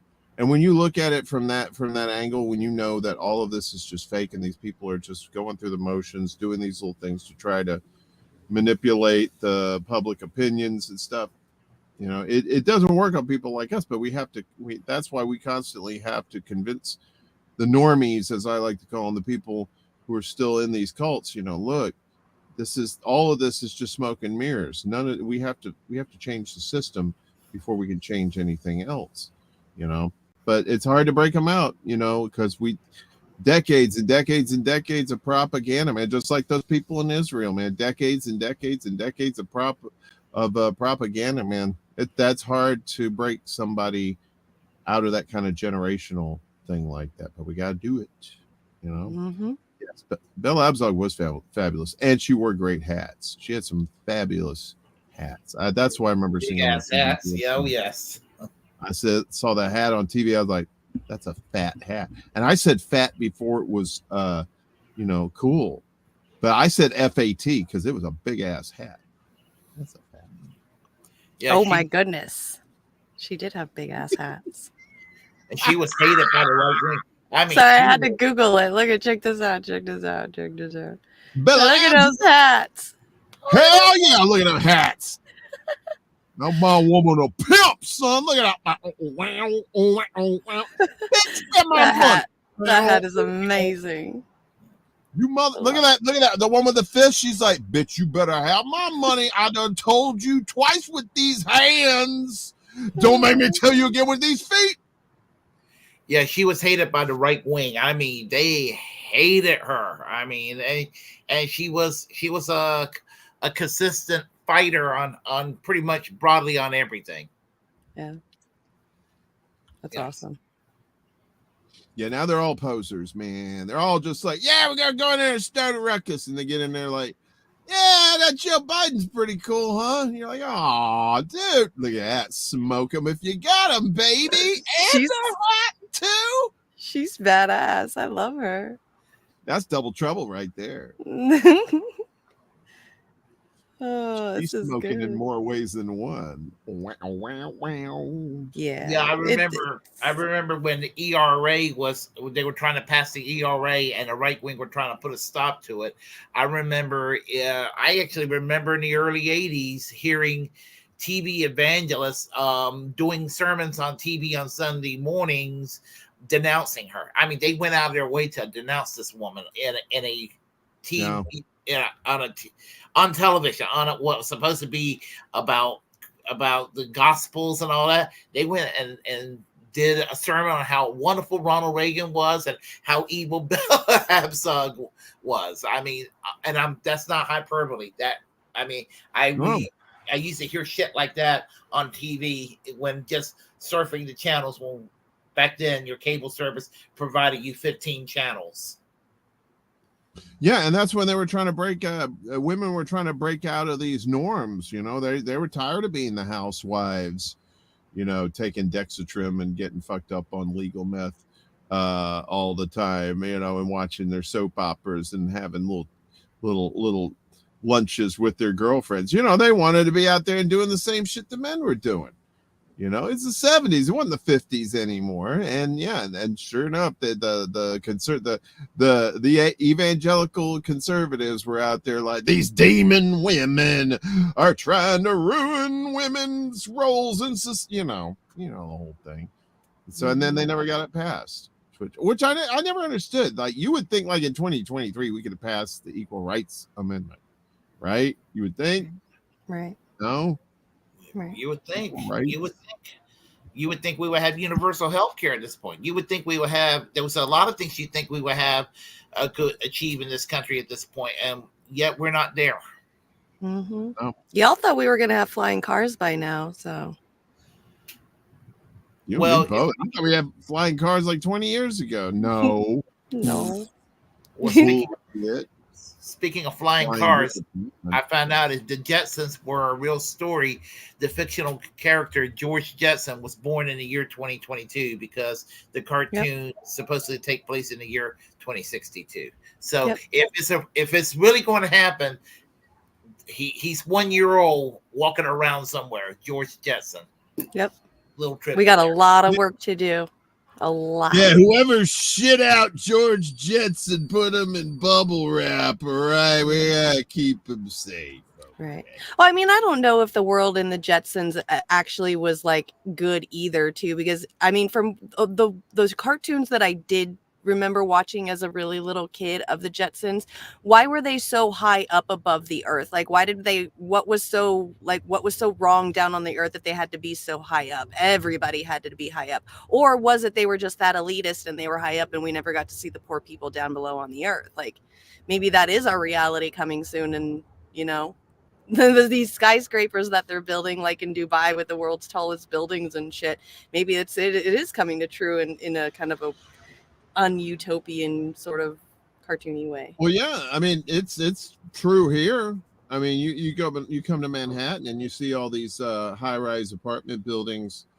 They're either full of rich people or they're empty and are just tax shelters. But you know, it's the same thing. It's like this whole literally lording over you type situation in the sky. And maybe that's how the Jetsons was, you know, because George worked at Spacely Sprockets, you know, and he's probably pulling down some pretty big bank if he can afford a robot, right? So they weren't like, I would say they were probably upper middle class, at least the Jetsons, right? Upper middle class. Oh yeah, I mean the CEO was coming to their house and shit. Yeah, Spacely Sprocket himself, Mr. Space. Not to be confused with Cogswell Coggs, the his rival. But yeah, they were, I mean, It makes sense. A lot of cash up in the sky, fuck the poor's down below. And they never really showed the poor. Overpopulation, that was where they were up in the sky. I think we explained this now. I think we finally solved this. They're up in the sky because of the population problem down below. Yep. Probably most likely, yeah. Because if you think about it, the Jetsons, I mean, it was, the houses were sporadic. They were, very set apart and nicely. Yeah. I could absolutely agree. So yeah, maybe we already are going to have the Jetsons before we think about it. So, screw Back to the Future, no flying cars or anything, but the rich people get to live really high up and feel like they're above us. That's awesome. The world will be filled with 30 billion people, and it will be a dystopia down here, but they're going to be living high and large up in the sky. Yep. It's so weird too, because elevation does that to you as well too. Because I live in I don't think that I'm better than anybody down in the city that's below me, because I'm at 5,000 foot elevation. So the highway that to get down to the city. Here we go again. Here you fucking go again, you asshole. But it is a really different, unique perspective of looking at things when you're this high up above. Being 5,000 feet and then looking over the edge and seeing all the way, because I live in California, so seeing San Bernardino, Los Angeles, all the way to the ocean, you get to just see all of it and how many people are really actually there, all packed into this small area. It is a different perspective to where I could see if you had a whole bunch of money, you would probably think that you're better than and you're above people and stuff. I see where it's weird how an elevation and a perspective can change, and then obviously adding money and privilege to it too can change that look of otherizing people. I'm better than you because I have more money and I'm higher. I'm 5,000 feet above you. It's just so strange to me how it could get like that, but I see that. Well, I think it probably has something to do with people's height too, because normally, and I'm not one of these people, but yes, you are. You're a giant. Tall people generally tend to have this kind of this thing yes, I can see more ahead than a shorter person can. You have a better perspective of what is I guess metaphorically the future, what lies ahead, and maybe that's one of the advantages that these rich people have too, because of their status as being rich people. They're able to have that vantage point, maybe literally and figuratively, of being able to see stuff that other people aren't able to see, and that's how they stay rich, and that's how they stay powerful, because they can see it, we can't. You have to live in it. Yeah, exactly. Yeah. Very, very true. So you shorties down below there with the Flintstones, like Papa Hirsch said. He said the people down below the Jetsons were the Flintstones. So you little shorties, I'm looking out for you up here. I'm not just I'm not just looking at the clouds. I'm looking out for you guys too. So that's right. Welcome. I'm looking out for you guys too. 5,000 feet above everybody. I'm looking out. I'm keeping an eye out. She's fancy. I'll let you all know when the bombs come. Bombs coming. We're all heading to Nipple Mountain. We're going to Willie's place. We're going to head up to the Titty Mountain. There you go. Yeah. Bringing it around town. To ride it out in a big old mountain, Titty Mountain. And here we go. We should go out as human beings. Mount Pilot. Yeah. Old Mount Pilot. All right, we are almost done for the day. What do you got going on this week, Warren? This and tomorrow night, Secret Show, midnight Eastern time, with some broad named Stanley, I think. I don't know. Yeah, some dude's name. Yeah, I don't know. She's ugly. She's she's like she's one eye. She wears She wears buttless chaps for no reason whatsoever, just for fun. Yeah. So Secret Show with let's see if I do this right, with this broad right there. Not this broad, although I like this broad. Broad's cool, but this broad tomorrow night. So it's going to be a very special Secret Show because it's going to be Comic-Con edition. So I brought a teaser picture. Can I show the teaser picture Yes. of what we're going to be talking about tomorrow night. I brought a few pictures, but I did want to show you this kind of the scale of what these things look like. So I don't know if you've ever been to Comic-Con in San Diego. Apparently it's a little, the venue is a little smaller, so it seems like there's a lot more people. But this is the Javits Center in Manhattan, and this is where I was for 4 days with a friend of mine, and yeah, we had all kinds of stuff. So we're gonna be talking about that tomorrow night. I got a nice little music video kind of wrapping up the event of the 4 days, and it was great. Met some nice people, and it was fun. So so that's coming up Saturday, and I believe coming up soon, like I said, I may be on Chicago Corner for Halloween, but that's coming up like week after next. So yeah, it's week after next, right? When is it? What day is it on? Oh, it's on the 31st here. Yeah. That's right. Yeah, so it's on the 31st this year.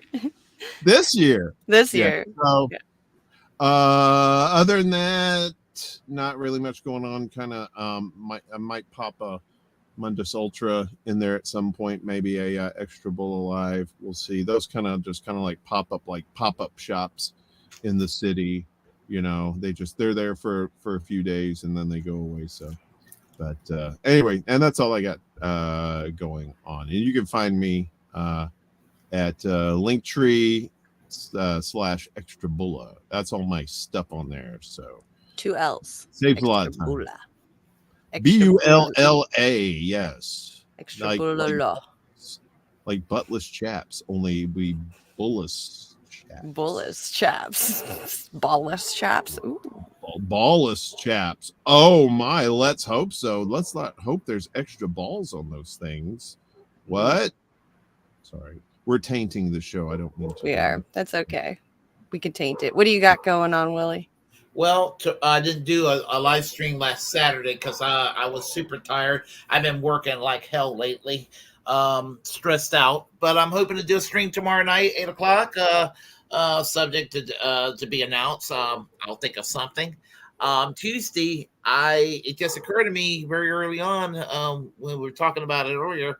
I should do something maybe Halloween themed for the Willie Bragg show, and so I was doing that. I was going to do a video yesterday with Jamar Jabari and Thomas Salisbury from Tommy Nation Politics, but yeah, it didn't.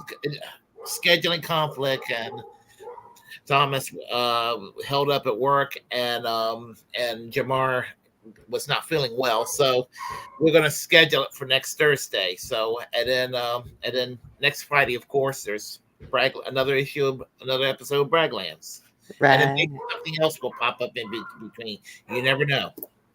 That's right. Yeah. I just have to say I love this picture, Warren. Pedro Pascal. Yeah. Here for it. Yeah, this is so this was also part of Comic-Con. So this is Drew Blank, DrewBlank.com. It is the Pillow Pascal. Daddy's here. Let Daddy hold your head. And then you can't really see it, but like at the bottom it says, "I'll hold your head, sweet girl," or something like that, something creepy, and it's got his picture on there. So that's awesome. I bet that sold out so fast. Everybody's in love with Pedro Pascal. That's like everybody's new girl crush. They're in love with Pillow Pascal. They are. Yeah. The Mandalorian with emphasis on man. Oh, you dirty, sexy little beast. That's right. I never liked him. I never really watched any of the things he was in until recently when I saw Game of Thrones, and he is amazing. He is a really good actor. I'll give him that. He's good in The Last of Us too. The Last of Us is That's what I've been hearing. Earl of Laurel, Mr. Show had Taint magazine. They also had the ripoffs Twasn't and Twarn't.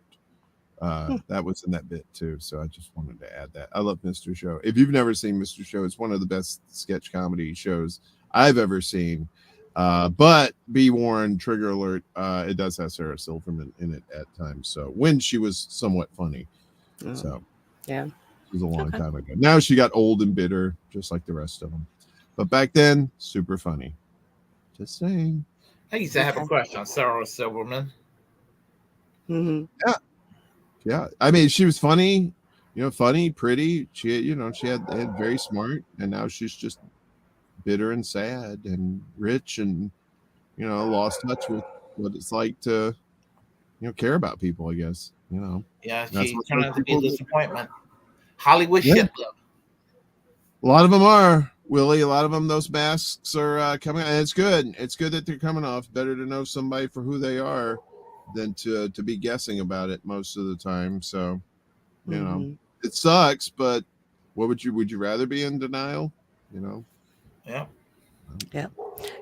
Cowboy Kitty, I don't know about the fall kitty photos. You have to send those to me so I can see them. I have not seen them. I don't have everything else. I'm only hanging out with you guys all week, so I'll be on the show with you tomorrow, and then obviously I'll be on the show on Friday. Go follow Papa Hirsch over on his Twitch because he'll probably be streaming some gaming tomorrow, and I'm like tailing onto his streams until I can get some balls enough to do it myself. So just go give him a follow until I get some guts enough to stream gaming myself, because I usually just go on his gaming streams. Because I'm a shadow. Well, you've got your own, so we have to start stalking you on Twitch. I know it's so quiet over there. Thanks over there on Twitch, Hirsch, for holding it down today. He's probably my only viewer. Vexing Vixens, right? Yeah, Vexing Vixens. So yes, yeah, we talk politics and gaming and stuff, which is cool. Like I've been on his last 2 streams with the gaming, and it's so fucking cool. Like that's exactly like what I've been like dreaming for, is just people who game and then still also talk politics at the same time. And he did that in his own game the last 2 streams, and I'm just like, yeah, I want to do this. This is what I want to do. This is amazing. So, like I said, I'm tailing onto his streams until I can get the guts enough to do it myself. Right on. Yeah. But that's it. So go follow him right there. Papa Hirsch over on Twitch. There you go. It's right down there. Help me, Warren. What? Okay, never mind. All right, you guys. We're going to get out of here. Vexing Vixens is a little redundant. Is it? Well, because Vixens are not vexing, though. No, vexing is I googled like a different term for like annoying or somebody who gets on your nerves, and vexing is the word that came up. So we're vexing vixens, as in like we're annoying. Or maybe you're going around finding vixens and annoying them. You're actually the vexing. It's not. I'm the vexing ugly person, and I go find really hot vixens and try to make them my girlfriend. You vex them, and you vex them by doing that. Exactly. I don't know. It was something I came up with. I figure it out. It'll change eventually, maybe. Vex. Not Vicks Vapor Rub, but Vexing Vixens. But there is alliteration there. Yes. Yes. Vicks Vapor Rub. Vicks Vapor Rub. Oh my goodness. Actually, the man that invented Vapor Vixens.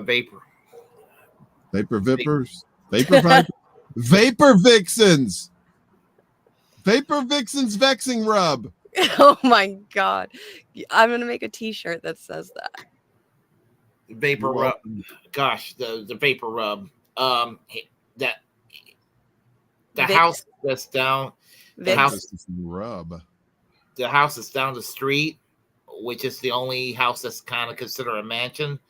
That's where he lives. Oh, that was his house when he was alive. Down the street, where I live. All right. Rick says Mexicans cure all Vicks. We're done. This show is just failed. Yes. I don't get it, but that sounds racist. I know it sounds so racist, but that's okay. I mean, hey, if Mexicans can cure Vicks, then they're doing something good out there. So. All right, I'm getting out of here. You guys are weird. I got nothing. All right. Peace out, losers.